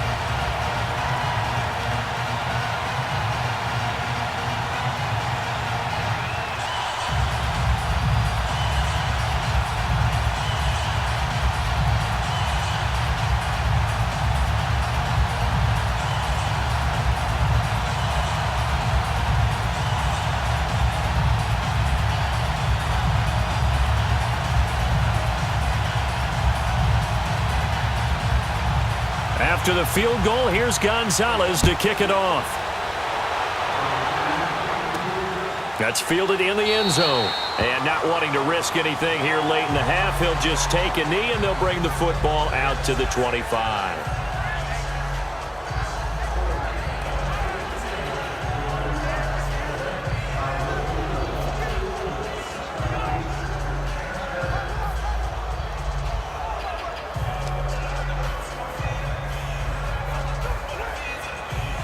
Likely time for one final snap as they start out 1st and 10.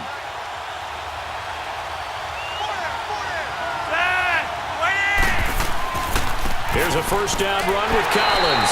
And this one goes nowhere. Losing yardage back at the 22. So we have reached halftime here in Cleveland with the Browns on top. As we'll send you down to Orlando, and we check in with Jonathan Coachman for our EA Sports Halftime Report. Coach. In our game, it's Tyrod Taylor who's been on the offensive in the first half. He's thrown for close to 200 yards already, and that's helped propel his guys into the lead. As we send you back to Brandon Gaudin.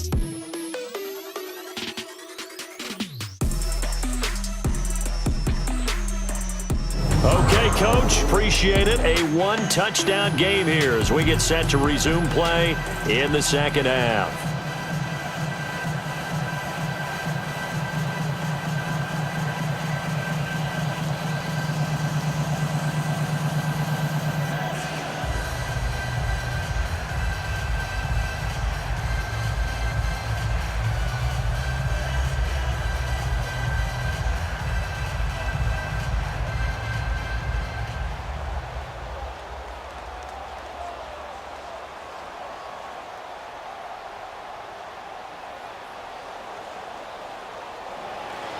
Both teams appear ready for the fight ahead, and we resume action here in quarter number 3.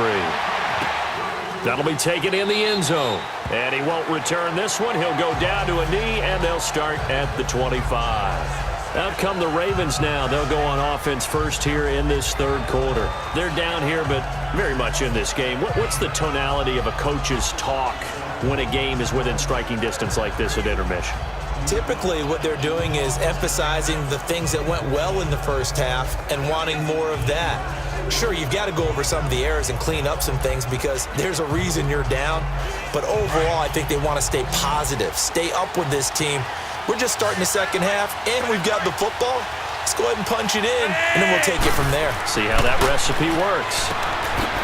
Now Flacco, and this one goes nowhere. Losing yardage back at the 22. A loss of a full 3 yards, and now it's second down. You know, despite the scoreline, I think they've got to like where they are here. They're on the road and just one big play away from getting right back in this game. I'm going to follow right along with you because the spot they're in now is a credit to their defense. They've kept them in it by making the plays that they've made, and that just means you're one big score away from being right back there. Now the question is, can this offense step up and make that play? Because that's been an issue for them in this game. The loss of 3 on that first down pass play, now 2nd and 13.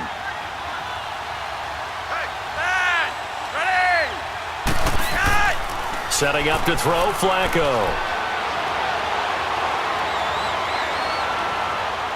And his pass incomplete. That one was intended for John Brown. And it's third down.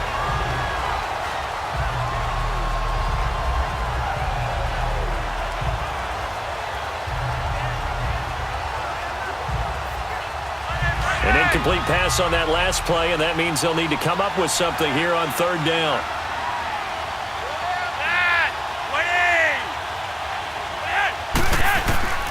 Operating out of the gun, Flacco.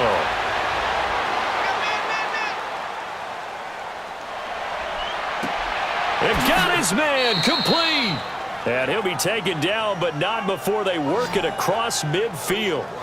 That goes for a gain of 31. That was an excellent read right there. Saw cover 1. That means it's just a single high safety. So you know if you throw the ball to the outside part of the field, help is going to be a little bit late getting there. And he puts one out there for a big-time completion.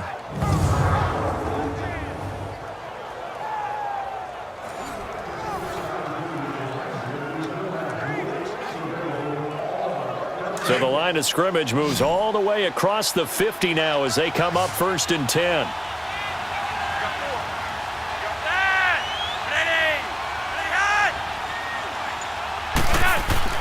They go play action here on first down.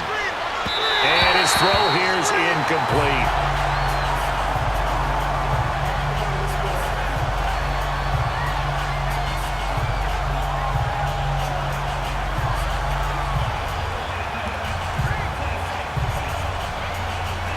After the incomplete pass, here now is 2nd and 10.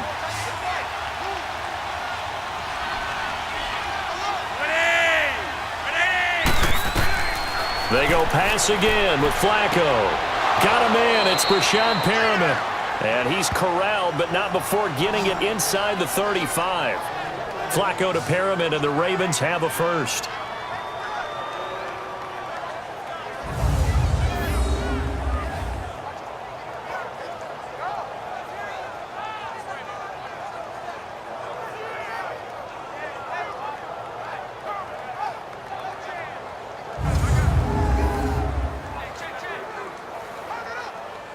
From the 34 now, here's 1st and 10.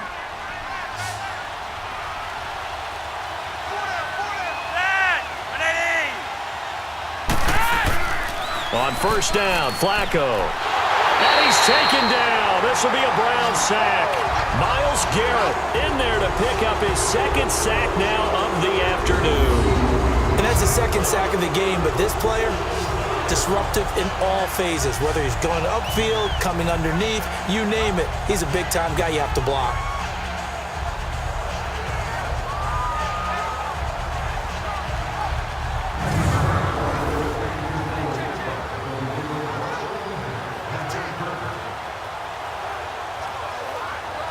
After the sack, it's 2nd and 19, and the road gets a bit tougher from here.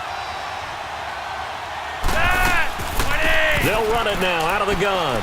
And nothing doing here as this time the run maybe gets them back to the line of scrimmage, but that's it. Michael Kendricks, the linebacker, there to get him down.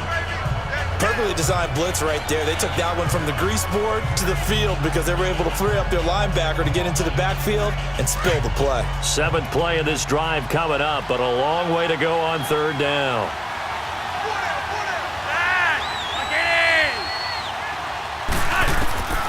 Flacco from the gun. Dixon complete. It'll be a gain of 9, and it'll be 4th down. That's certainly playing down in distance very well by the defense, isn't it? Take whatever you want underneath, by all means.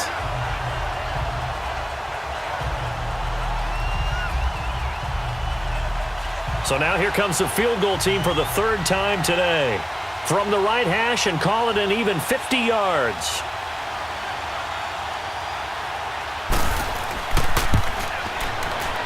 And Tucker's kick right there. It's good. And high fives for that one as that drive ends in 3. So that one is his 3rd of the game. Now, if you're wondering, that's only halfway to his career high as he once had 6 field goals. Brandon, but 6? Let's hope we don't get that again, please. Okay, can we see a few touchdowns here and there? That'd be nice.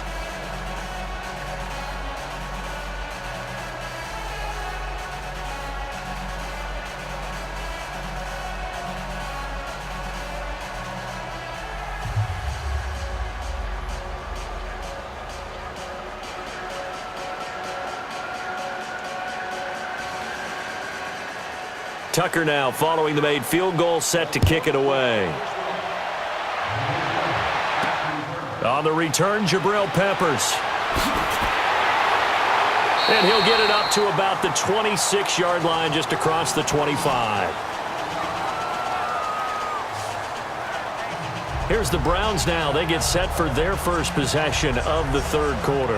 And they split the uprights last time for 3. They've got the lead. They're not going to play this conservative. They're not hoping for another field goal. They're hoping for a touchdown. I'm with you on that one. I like where your head is. I like the way you're thinking because you're exactly right. Trying to sit on a lead and play that way, that doesn't work too well for most teams. Run your offense. Yep. Run what you do best. Exactly. Put it all the way down and try to increase your lead in a big way. And the best way to do it, touchdowns. Ready. 319. 319. They begin the drive with Johnson.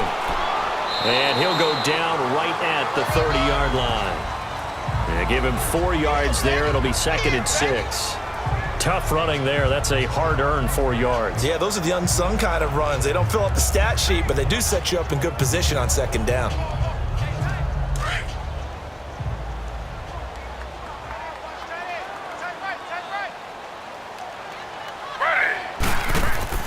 Back to the ground. This time it's Hyde. And he'll take this up near the 35, maybe the 34. It's a 5-yard gain, but they'll still be a yard short here with 3rd down now looming. I think we can safely say that those types of plays are the backbone of this offense. We know not every run's going to be a big hitter, but you know they'll take that type of result on each and every attempt. The Browns on 3rd down. They've hit on half of them, 5 for 10. They're up against a 3rd and 1 situation. Ready. Flag 32. They run it again with Hyde. And he'll get this only up to about the 35. Only a yard on the pickup there, and it's going to leave them with a 4th down. You know, we might start getting some props here in the booth. You know, that one that says the D and then the fence that you put up next to it. How about that? They brought out the jumbo package and still couldn't move them off the line of scrimmage enough to pick up that first down. Impressive. They were ready defensively for that jumbo sack.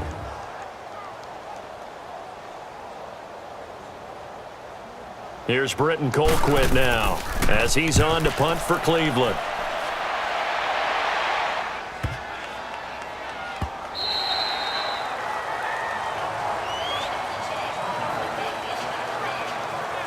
And now Baltimore gets set to take the field. And fortunate to get points on the board last time. They had to hit a really long field goal to do so. The kickers in today's game are so good and so skilled and hit from distances that we almost start to take them for granted. And we can't do that. That's a long field goal that they got 3 points out of. They've got to feel good about that, and they better make sure they love him up because he's helped them out. Yeah, now we'll see if that offense can put 6 on the board here. We'll see. Now Flacco and the Raven offense come up 1st and 10 at the 20. Flacco off play action. Drops it underneath for Collins. And he'll go down just shy of the 25 at the 24-yard line. A gain of 4 on the play, and it'll be a 2nd down.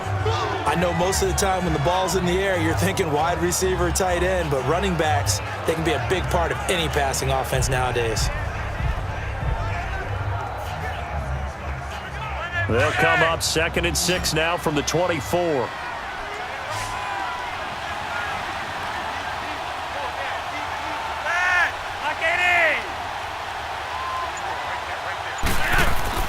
Second down, Flacco now. Over the middle here to Brown.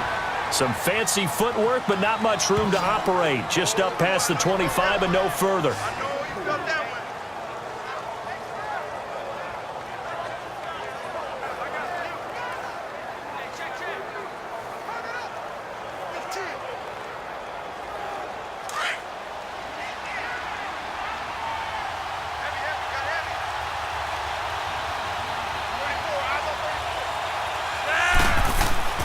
They fake the handoff. Now Flacco to pass. He's going to flip one out here to his running back. And eventually taken down, but how about that athletic spin move we saw? Gives him the 1st down yardage. It's an 8-yard pickup and leads to a new set of downs. Everyone's got to be able to catch the football. Doesn't matter what position you play, but if you're on offense, be aware a ball may come your way.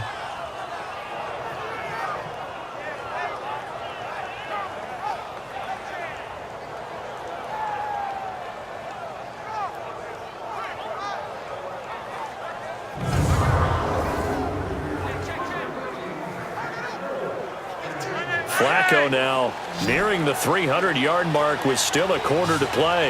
It's 1st and 10.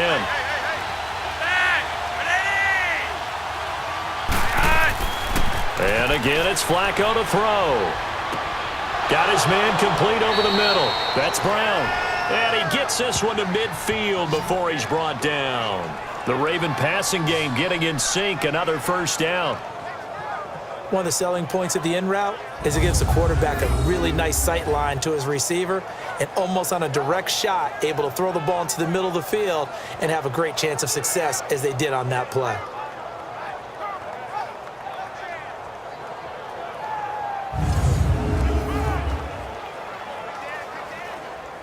This quarterback now over 300 yards now for the game, and time to improve on that as he's got a 1st and 10. Flacco from midfield. A right side catch by Crabtree. And he'll get it down here to the 43. 7 yards, the pickup on the pitch and catch.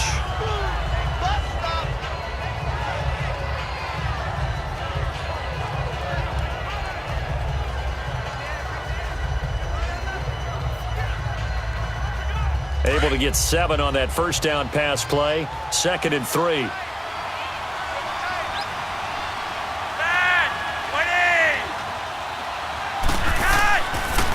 They pitch it out to Collins. And he'll lose yardage on the play back at the 45-yard line. He lost 2 there, and it's 3rd down. I like the strategy. Extra tight ends, extra beef. They want to run the football, but that means they probably want to run it inside. If you get strung out on the perimeter, you're in peril. Yeah, we saw the result, negative yardage.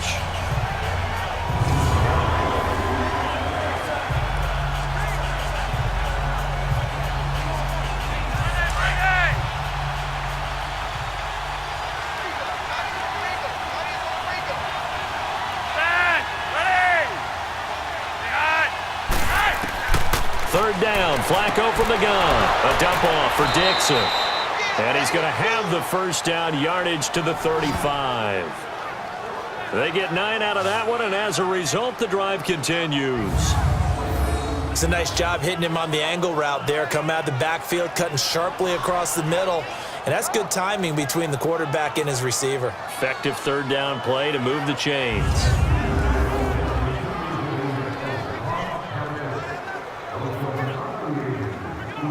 Flacco will come to the line, 1st and 10. And he's hit on all 6 of his throws on this drive.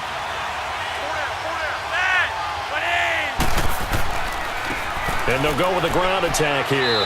And able to push his way forward here for a good little gain. Larry Ogunjobi there to make the tackle. Well, they certainly had success throwing the ball on this drive, and not as much running it as we just saw once again on that last play. Stopped after a very short gain. But I wouldn't abandon the run totally, because otherwise, pass rushers just tee off on your quarterback. Makes it very, very difficult for him in that situation. They go again with Collins. And that play going absolutely nowhere as he's belted before he could get out of the backfield. It'll be a loss of 1, and that'll make it 3rd down. Well, partner, I guess sometimes it's just a matter of philosophy. Some say run until they absolutely stop you, and others say, well, when you think they're about to stop you, fool them a little bit. I guess they should have tried to fool them on that play.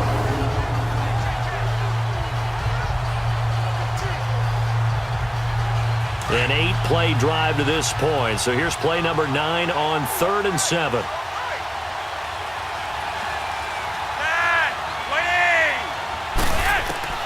From the gun, Flacco. That is caught. It's Perriman. They're able to convert on 3rd down, and that sets up a 1st and goal.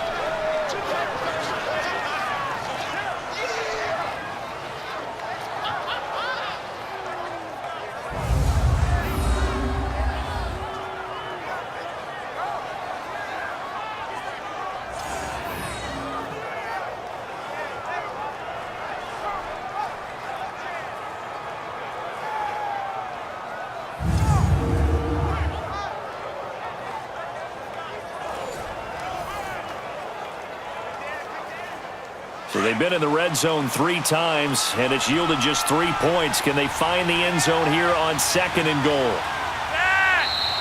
Now flags come in. I think one of the Ravens got going a little early.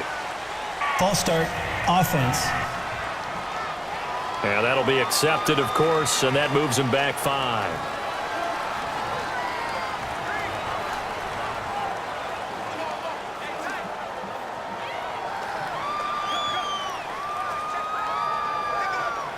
And they'll try again here, 1st and goal after the false start.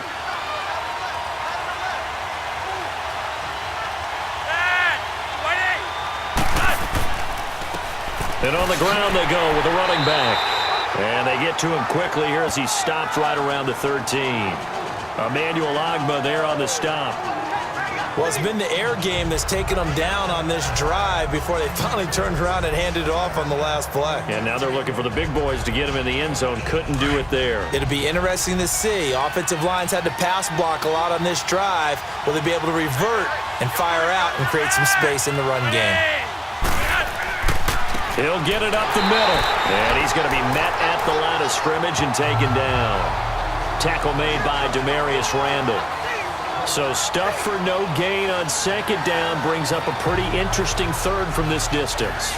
I'm throwing the ball, and I'm not even thinking about play pass. I'm going to let him know right away I'm throwing it, but I'm probably giving my quarterback some room, sprint him out to one side or the other, and give him an opportunity. If it breaks down, he can take off and run for it. 3rd and goal, Flacco. This will be caught just inside the 10. And he'll get it here to the 10-yard line. A 4-yard pickup, not enough. 4th down.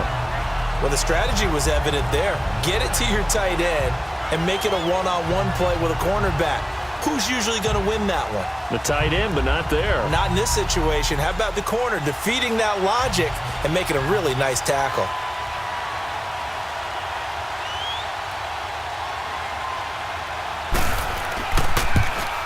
And Tucker's kick right there. It's good.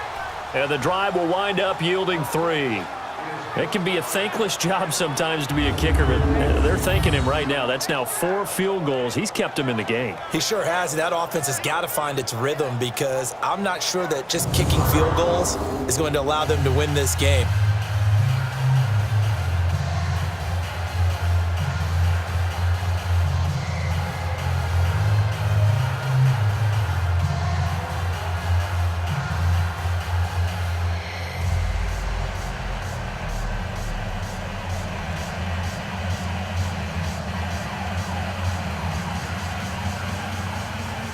Tucker now following the made field goal, set to kick it away.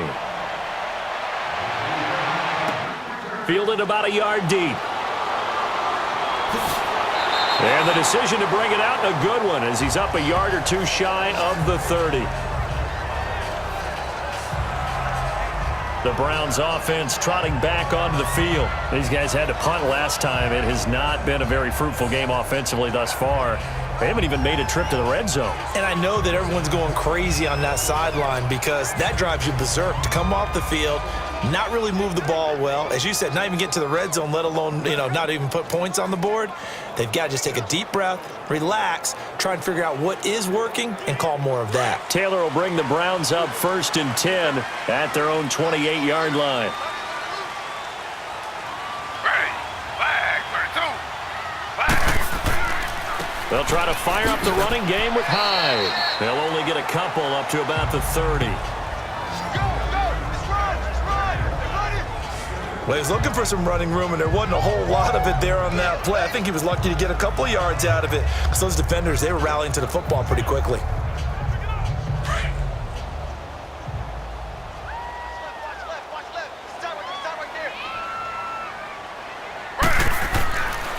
Again, it's Hyde. And he'll be tackled at about the 35. And still about 3 yards shy of a first as the 4-yard pickup brings it to 3rd down.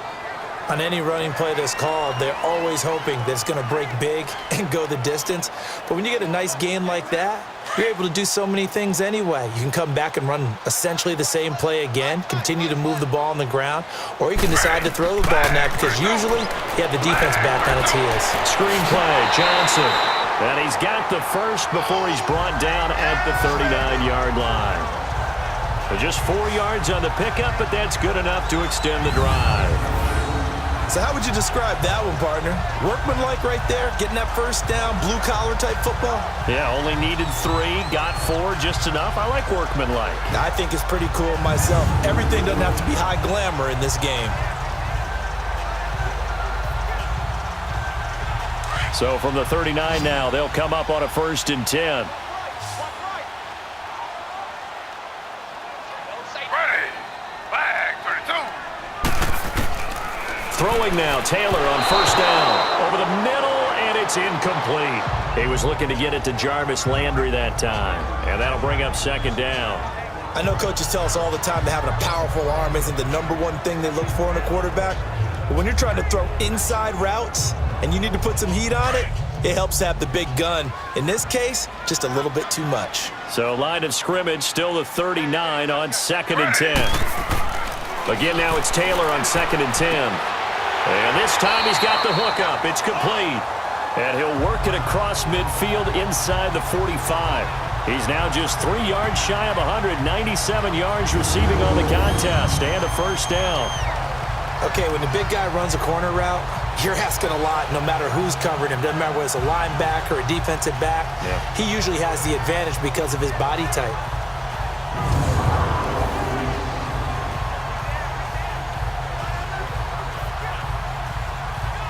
So in Raven territory now, here's a 1st and 10 at the 44-yard line. They go play action with Taylor. It's a short one here, complete to the tight end. They give him a gain of 38.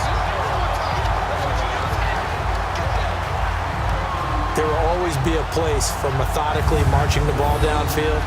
But when you can pick it up in big chunks and strike like that, have explosive plays, that's often the difference in winning and losing. Those types of plays that can knock a defense off balance, that'll drive a team towards a victory.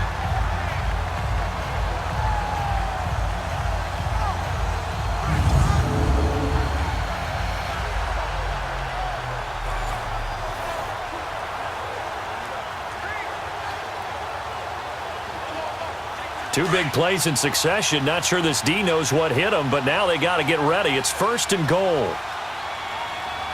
Ready. 319.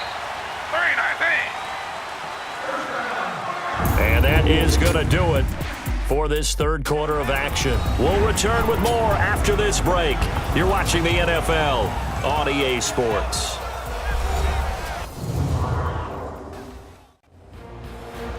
And we're back now here in Cleveland. This one's still anybody's ball game. It's a 1-point difference here as we begin the fourth quarter of play.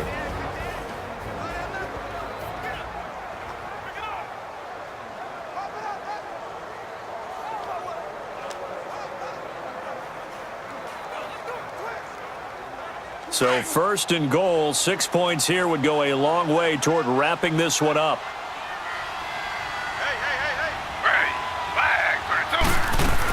They'll try and run. This is Johnson. And he's going to fight his way forward here for a modest gain. And give him 5 that time as they draw a bit closer here for a 2nd and goal. Good gain there on 1st down. It keeps them in a running situation probably. They did everything right on that play, didn't they? They got the leverage up front, good blocking, nice hole for him, ends up picking up nice yardage, stays in bounds to keep the clock rolling. They are in charge of this scenario right now. They want to stay that way. And not in any rush offensively. On 2nd down, here's Taylor. And that's going to be caught for a Browns touchdown. Josh Gordon, a 2-yard touchdown grab. And the Browns add on to their lead. And down near the goal line here, they're able to throw it in. And the key word, quick. Quick hitter. Out of his hands fast, into the receiver's hands even faster.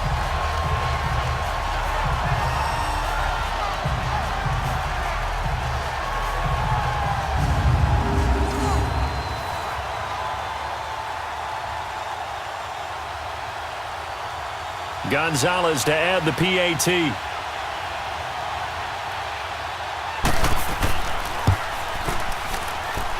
Gonzalez able to tack on the PAT, and that will ensure that it will take a touchdown and a 2-point conversion to tie it. So that drive in total 8 plays, and it ends with a touchdown for Cleveland.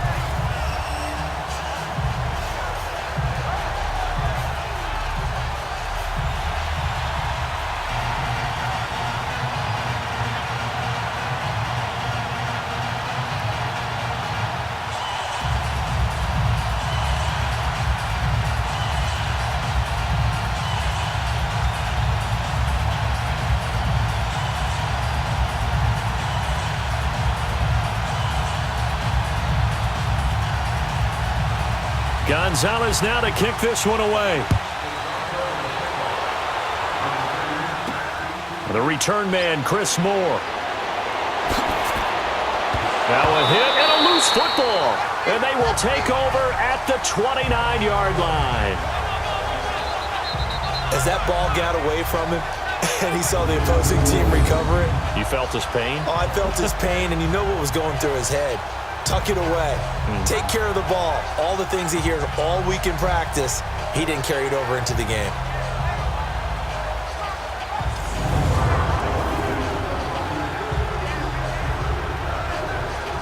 So we've got a challenge. Our referee's going to take another look on the tablet. He's going to be watching to see if the knee was down prior to the ball coming out. Oh, I love what you just said there. You nailed it, because if the ball's shifting or moving before the knee or any other part of the body hits the ground, then that'll be considered a fumble.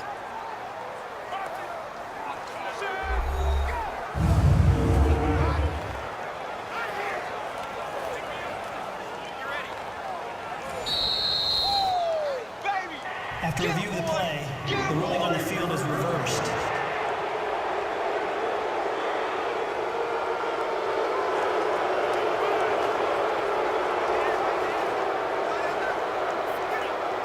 Now Flacco and the Raven offense come up 1st and 10 at their own 28-yard line.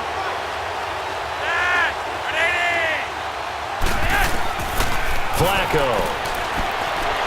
And the Browns pressure gets to him that time, and he's going to go down. Myles Garrett getting him once again, his 3rd sack of the afternoon. The amount of sacks that they've absorbed in this game is absolutely extraordinary. Let's just face it. This offensive line, flat out, cannot handle this pass rush. It's been demonstrated time and time again.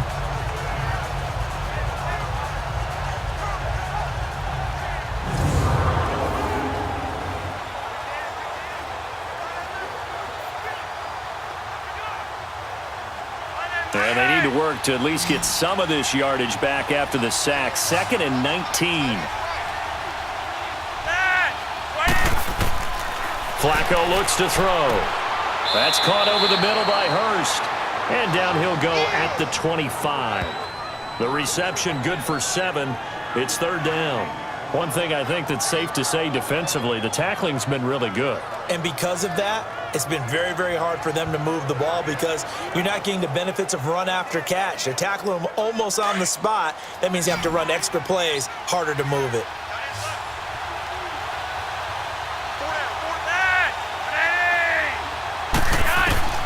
Third down, Flacco needs a decent chunk of yardage.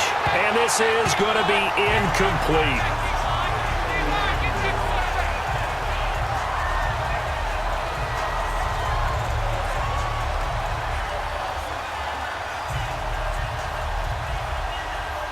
Here's Sam Cook now, as he'll punt it away for the 4th time today. He gets this one away, and boy, it's another boomer. This is taken at the 18. Nice job bringing that one back. 14 on the return. And the offense will take over with a new set of downs. And now Cleveland geared up to take the field. And that last drive, a long drive, but not just that. They had a great air attack going. Do they stick with that? I would think that they would, because if they were competent enough to do it on the last drive, starting backed up in their own territory, why would you change anything? They've got to be confident about what they're presenting and continue to do so. Yeah, because the secondary, they really look clueless. And that was amazing because that drive went and went, no adjustments and no big plays by the defense to knock the ball away. Another tote for the afternoon workhorse. It's high, and he stopped immediately there. Call it no gain on the play, and it'll be 2nd down. Well, Brandon, pace comes into play now because they've got the advantage. They've got the football, but they've got to be very careful about what speed they're going to play. You know, my music teacher back in New Paltz, Mrs. Bythema Bagley, used to say, don't go prestissimo when you really want to go largo. And what she meant by that is don't go too fast when you really want to go at a nice, slow, deliberate pace. I am speechless. I am without speech. On 2nd down, Taylor's throw incomplete.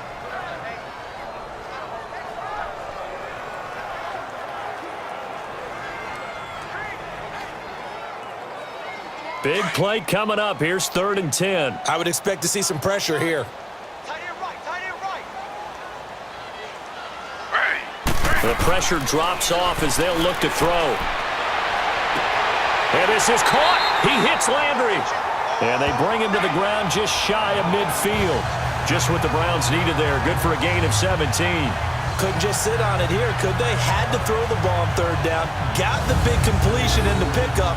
Fresh set of downs now. They've got to feel great. And defensively, a backbreaker.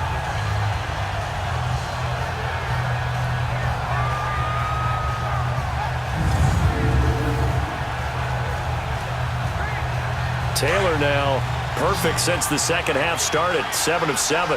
It's 1st and 10. Ready. 3-19. Out of the gun, it's Taylor. And he's got his favorite target yet again. It's complete. And he'll be brought down at the 45-yard line. A gain of 6 there on 1st. Another nice pickup through the air, and I think a lot of people might expect him to run the ball in this situation, Brandon, but with this lead, they're electing to throw the football. Swings, slants, quick outs, things that they consider safe. 6 yards was the pickup on the last completion, so here's 2nd and 4.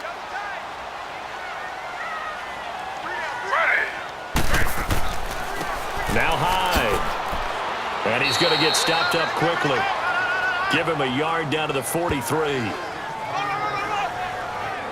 Run blitz there defensively, something we might see more of here in the fourth quarter. I think we'll see a lot of it, and the difference between that and a pass blitz, you're just trying to get to the quarterback. You're trying to scheme someone open who will get to the QB and make sure he gets on the ground. In a run blitz, you're actually trying to cover up gaps, trying to cover up holes so they can't run the football. Third down, Carlos Hyde, and he gets this inside the 35-yard line. It's a gain of 10, and the Browns are going to get a first down. Well, that looked like an example of what you said back in the first half. A running back of his size can really wear down a defense. I think he's starting to do that. I think you're exactly right. And know what else he's doing? He's inspiring the rest of his team because they see this starting to happen as well. So that means they're going to redouble their efforts to help him out. Extra blocking, getting downfield, helping him out. So following the run by Hyde, here's 1st and 10.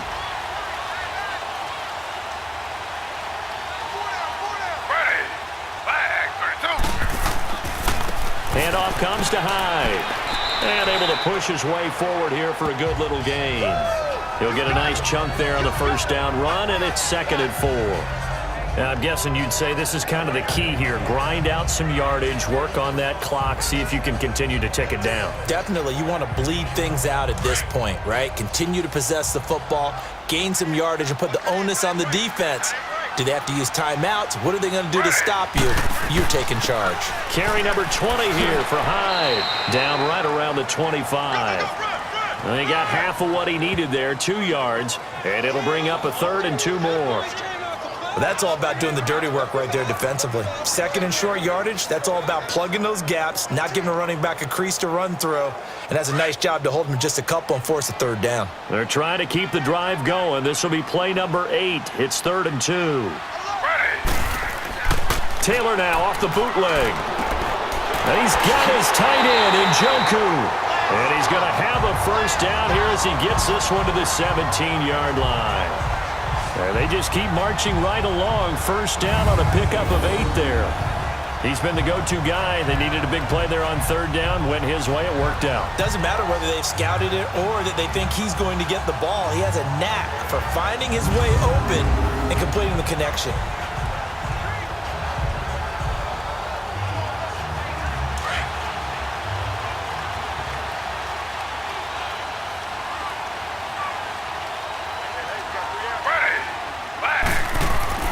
First down carry here for Johnson. And he can't quite get there. Tackled down at the 1. That one goes for 16 yards. It sets him up 1st and goal. Oh, there's no doubt that this is a huge defensive series right here. They've got to hold them to a field goal attempt or less. Otherwise, this game just might be out of reach. Let's see if they can hunker down and get it done. So 1st and goal, 6 points here would go a long way toward wrapping this one up. Ready. 3-19. From the shotgun, it's Taylor. And it's incomplete.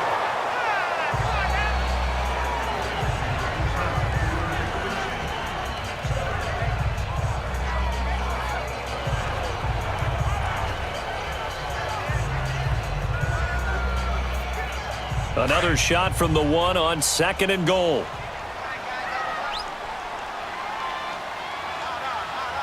They come out here in the eye.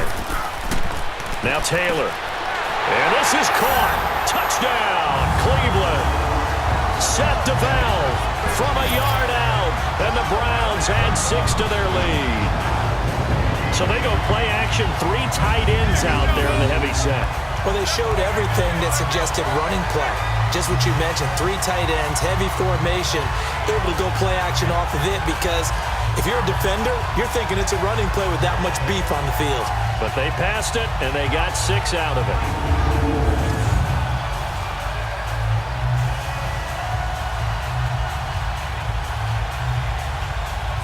Gonzalez now to add the extra point.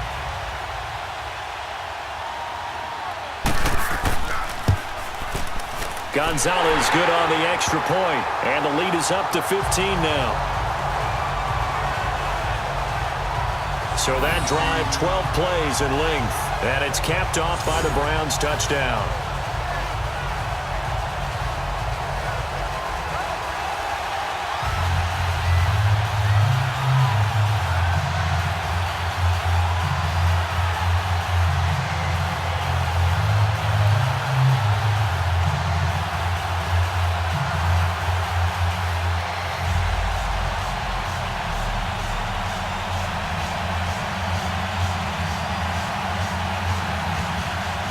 Gonzalez now to kick this one away. This will be fielded on the back line of the end zone. And no run back here. This will be a touchback, and it comes out to the 25-yard line. The Ravens offense now, they get set and head back onto the field. These guys had to punt their last possession, and that's become too familiar of a refrain. Too many of these drives just wound up going nowhere. But you know how in baseball, when the pitcher gets a base hit and he's on base, they bring his jacket out to him to keep him warm? A lot of times the punter goes to the sideline, puts on sweatpants or a wrap over his leg to keep it warm.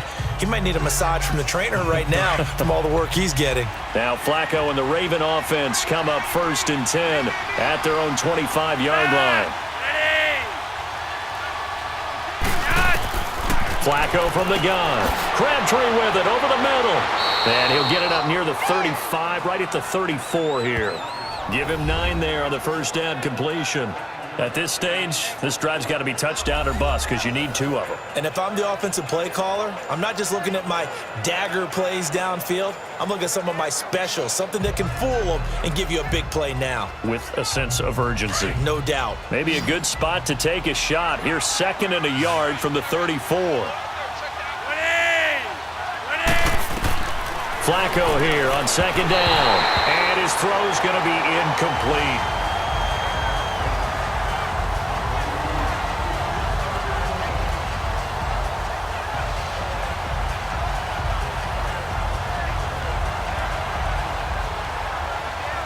They tried to throw on 2nd down, unsuccessful. Now it's 3rd and 1.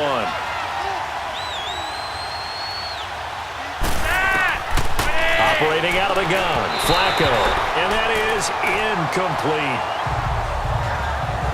Okay, I'm not quite sure how to judge that one. Maybe didn't have enough legs underneath him. Mechanics might have been off.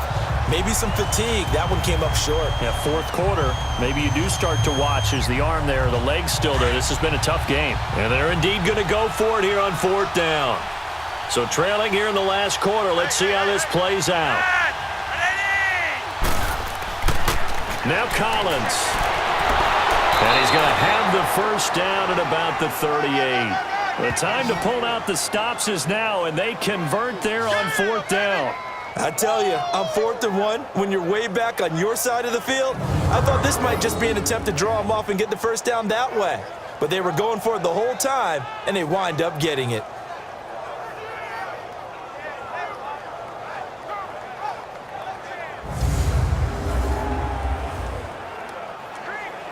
The 4th down run successful. Now they look to pay it off on 1st down. 1st and 10 here for Flacco. Looking middle, and it's incomplete.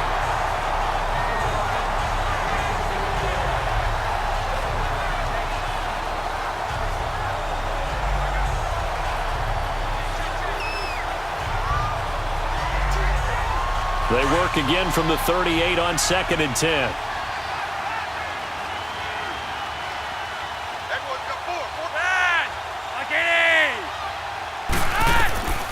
Flacco to throw again on 2nd down. Throwing middle, but it's incomplete. If you're a defender, one of the fun things about playing zone defenses, especially in today's football, is that it's not as static as it was in the good old days, meaning you just drop to a point and reacted to the football. Now you end up with a lot of man-to-man principles once you get into your zone defense. In other words, get to your assignment and then locate a guy coming into your area, and then you end up covering him almost man for man. That allows him to make more plays on the football like the one we just saw there. Now Flacco. Caught by Snead over the middle. And he slips up past the 45 before being tackled. And the quick slant gets exactly 10, and by the nose of the football, they've got a first down. Fourth quarter, every drive so critical, and you figure may only get one more shot after this, so a touchdown's imperative on this drive. It is, but you also have to think to yourself in play calling, don't hold anything back. Don't save it for the second touchdown. You got the first one for the second one to even matter. 2 first downs have them up near midfield now on 1st and 10.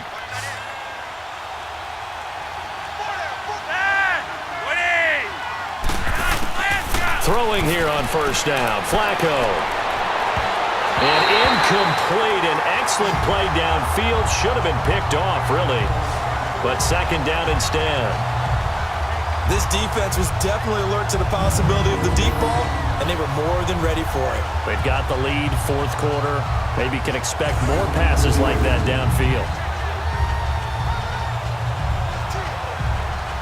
So after the incompletion on first, now 2nd and 10.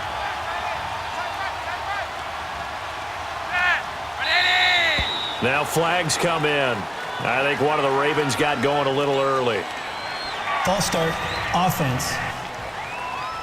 That's going to set them back 5 yards.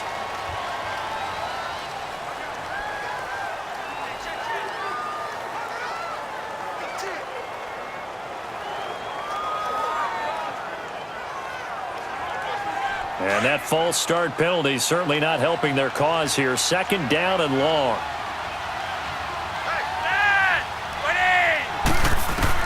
Once more, it's Flacco. Brought in left side by Snead. And he'll go down right around the 47 this time. That catch good for 5. It's 3rd down. You got the big lead defensively. Willing to give them that underneath stuff, right? And this is why you work on your tackling. Tackle them after the catch, inbounds, keep the clock running. Just go ahead and bleed the game out that way. It's been a pretty long drive. This will be play number 9. And they need 10 yards out of it on 3rd.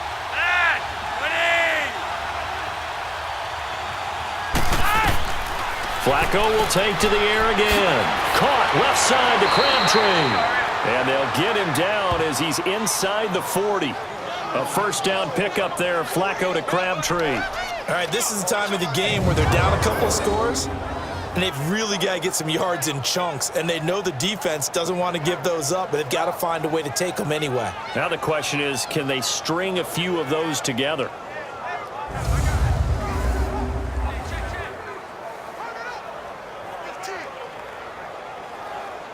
So here's a 1st and 10 at the 38.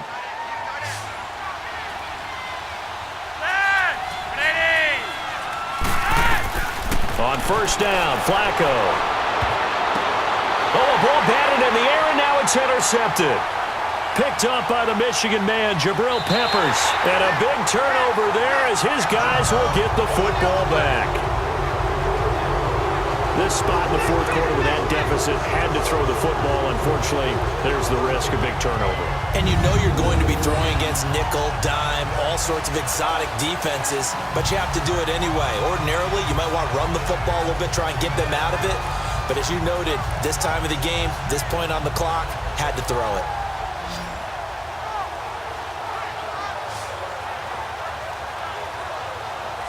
And now Cleveland geared up to take the field. Turnover that just got them the football back, obviously a big one, because had they been able to score on the other side, this would have been a one-possession game. So you don't sense full relief here, then? No, I don't, especially with the ball this deep in their own territory, because you make a mistake, they've got it right back in prime position. They certainly do. So now, almost like a 4-minute offense, right? Take care of this bad boy. Make sure the other team doesn't touch it, but move it with consistent gains. Wear down the clock and make them use their timeouts in this situation. After the interception, here's Taylor. Quick hitter here, it's complete. And he gets it up to the 10-yard line here. Give him a couple on the catch, it's 2nd and 8.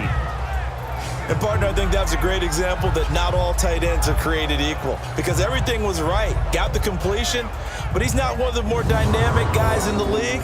So even though he caught it, couldn't turn it into much more.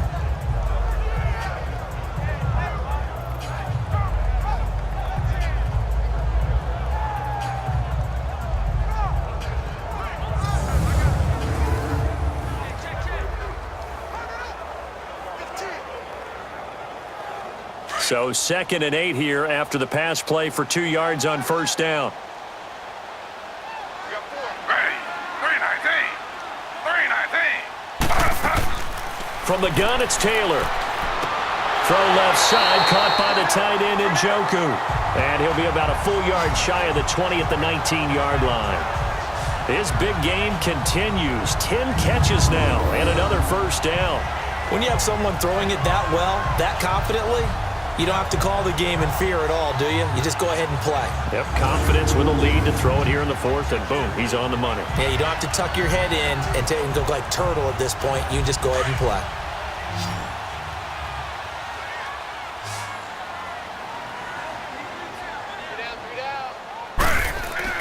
Now a play fake here on first down. That's Njoku over the middle. And up to the 35 before they're able to knock him down. A good play there as the Browns strike for 16 and a first down. Still throwing the football here, even with the big lead. Yeah, I know you and I came up in a different era. We think about sportsmanship and all that. Other people think about fantasy points and getting their numbers. That's all they care about right now.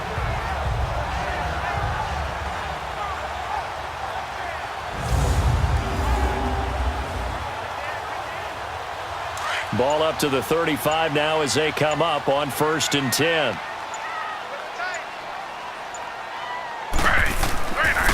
Now a run with High. And he will lose yardage back to the 34-yard line. It's a loss of 2 there, bringing up 2nd down. Brandon, it's clearly a running situation when you're up in the 4th quarter. They're going to have to stack the box and make it difficult for them to move the ball. Made it very difficult right there. Now they need to repeat that effort. Yeah, bring 7, 8, 9, whatever it's going to take to slow them down.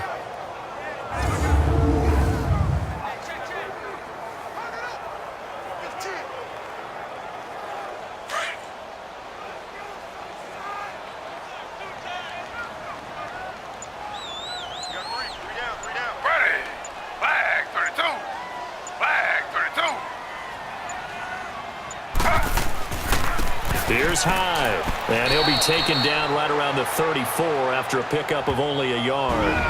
Time for a break. We'll come back to wrap this one up after this.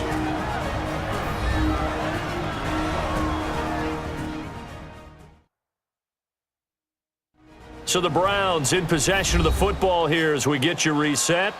And let's see what they've come up with offensively after having time to talk it over. Now this is a big 3rd down, and you'd have to think we'd see a timeout right away if they can't stop him here. Ready.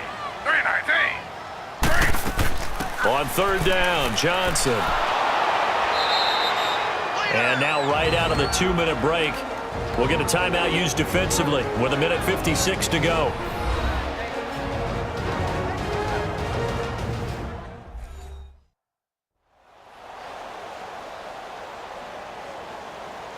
And now following that timeout, the defense back out onto the field.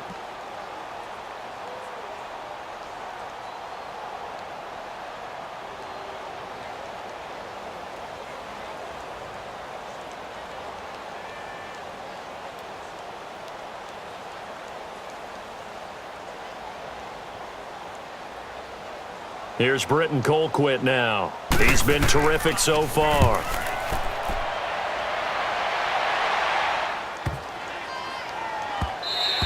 And no one there to stop it. Hits at the 8, but it carries all the way into the end zone for a touchback.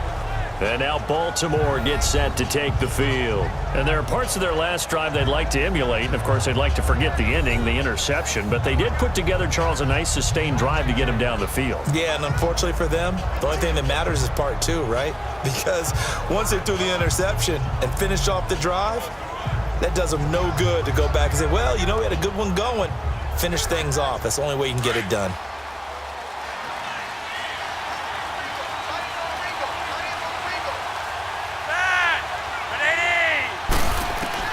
Trying to shake off the interception. He'll look to throw. It's complete to Snead.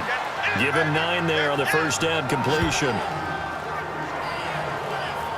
Timing is everything, and they work on this cut all the time. They work on all the timing patterns, and this time it paid off for them.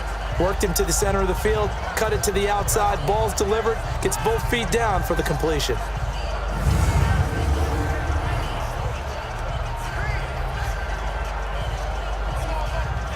Up at the 29 now, they'll head to the line, 2nd and a yard.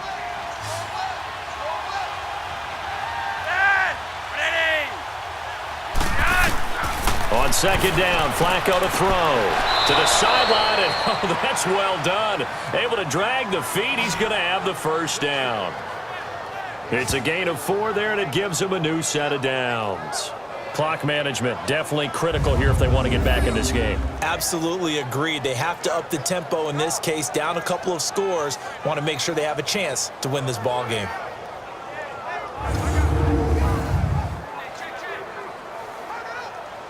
From the 34 now, here's 1st and 10.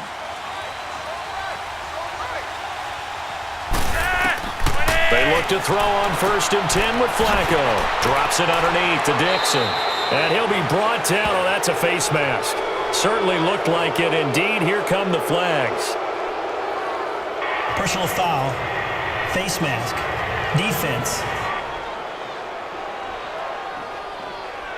Well, when you're leading in the 4th quarter, that's not the penalty you want. Not at all. And now your discipline comes into question. Having poise this stage of the game, you can't have those kind of plays.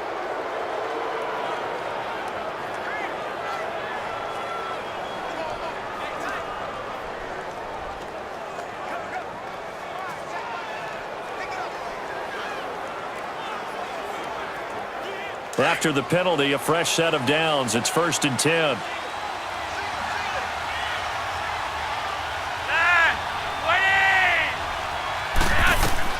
From the gun, Flacco. Toward the center of the field, but it's incomplete.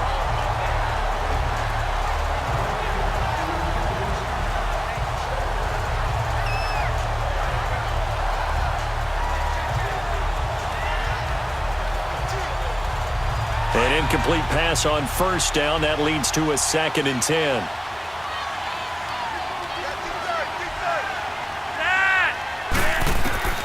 And again, it's Flacco to throw. Caught right side. It's Snead. They call his number again. It's his 6th catch and a 1st down. I know many people like to throw to the tight end, maybe in a little flexed out position because he creates mismatches with his size. But slot receivers do the same thing with their quickness, their speed, and their route running savvy.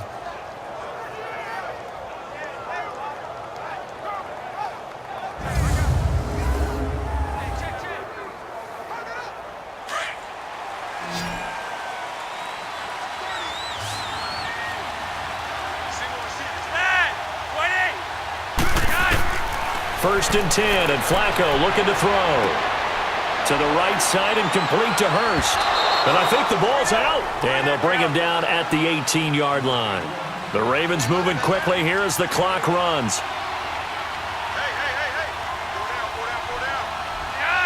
Someone moved. Flag is out. That's going to be 5 yards. And that'll drive coaches crazy. You work all week on dealing with loud crowds, on dealing with motion, and then you have a guy jump. So that one will be accepted.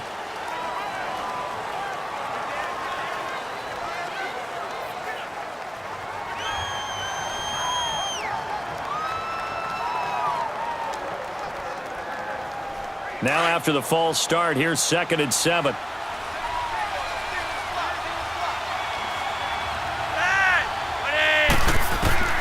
They go pass again with Flacco. It's a short one here, complete to his tight end. That one good for the completion percentage, but no gain. It'll be 3rd down. They'll get to the line here, but remember, it's also 3rd down. Now Flacco. And this is going to be incomplete.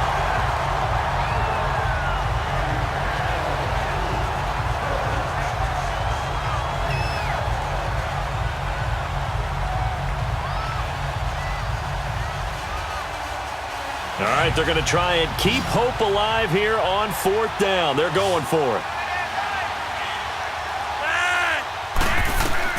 As expected, they're going for it to keep the drive alive. It finds Crabtree for the completion. And they've got it inside the 10 at the 8. They keep the game alive, at least for the moment, as it's a 1st down. Here's Flacco. And that is out out of the back of the end zone, incomplete. Trying to get it to Willie Snead there. That'll bring up second down. What a job by this defense all game long. They've come together and really said, no one's crossing our goal line, and they're definitely not going to start right now. You can just see the dejection. Feel like nothing is working offensively. Nothing on first down, so the ball remains at the 8-yard line, second and goal. Flacco from the gun. This will be caught at about the 6. And the stop will come inside the 5 at the 4. That time the completion goes for 4 yards, and we're set up with a third and goal. Third and goal, Flacco. And it falls incomplete after almost being intercepted. A pick there would have been great. The good news for the defense now, it's fourth down. That man's getting a little loose with the football there, right? Interception before, almost had one here. He's got to start taking better care of it. Yeah, really should have been back-to-back drives with interceptions. He's lucky there.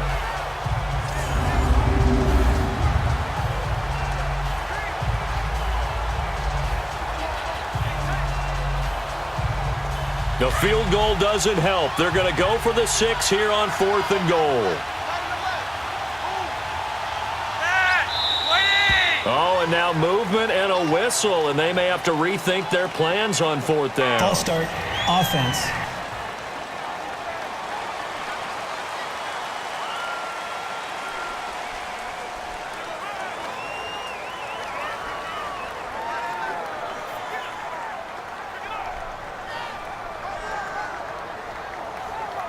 The field goal doesn't help. They're going to go for the 6 here on fourth and goal.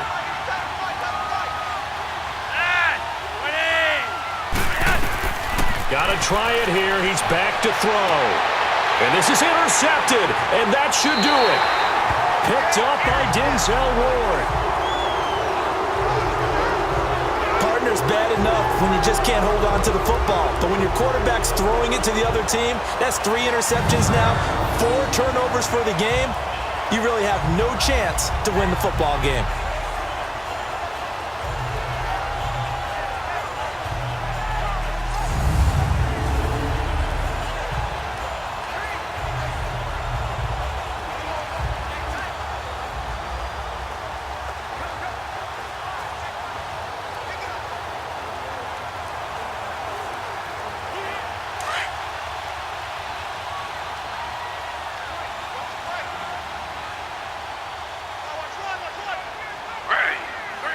Down to a knee here. The defense still with a couple of timeouts. We'll see if they want to use them. And what are the whistles for? Timeout. So they'll stop the clock here in a game that's been decided in the closing seconds.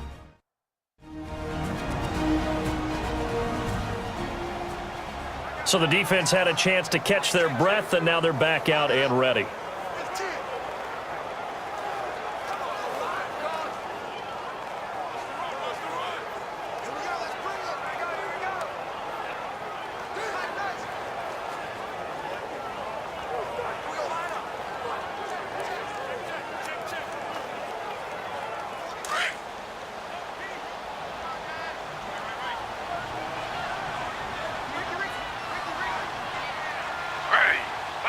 The Browns in victory formation now as they take the knee. And now with 6 seconds remaining, they're going to burn their final timeout.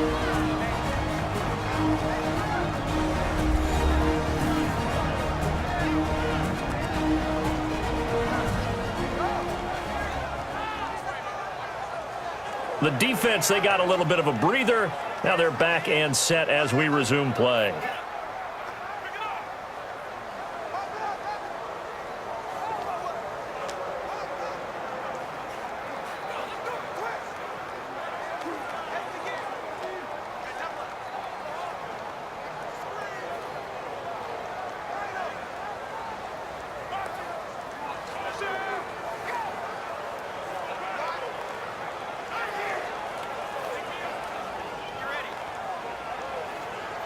So time to start going in the other direction as they come up now 3rd and long.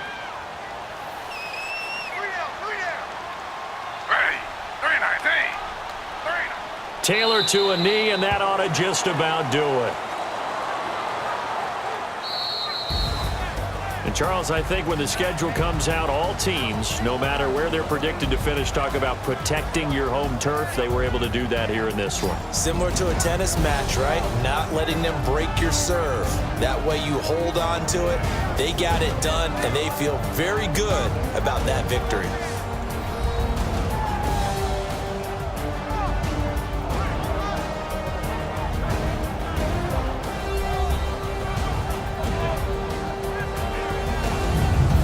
So that'll do it for us. For Charles Davis and all our crew, I'm Brandon Gaudin. You've been watching the NFL on EA Sports. It's a win for the Browns, and they're happy in the dog pound as we say so long from Cleveland.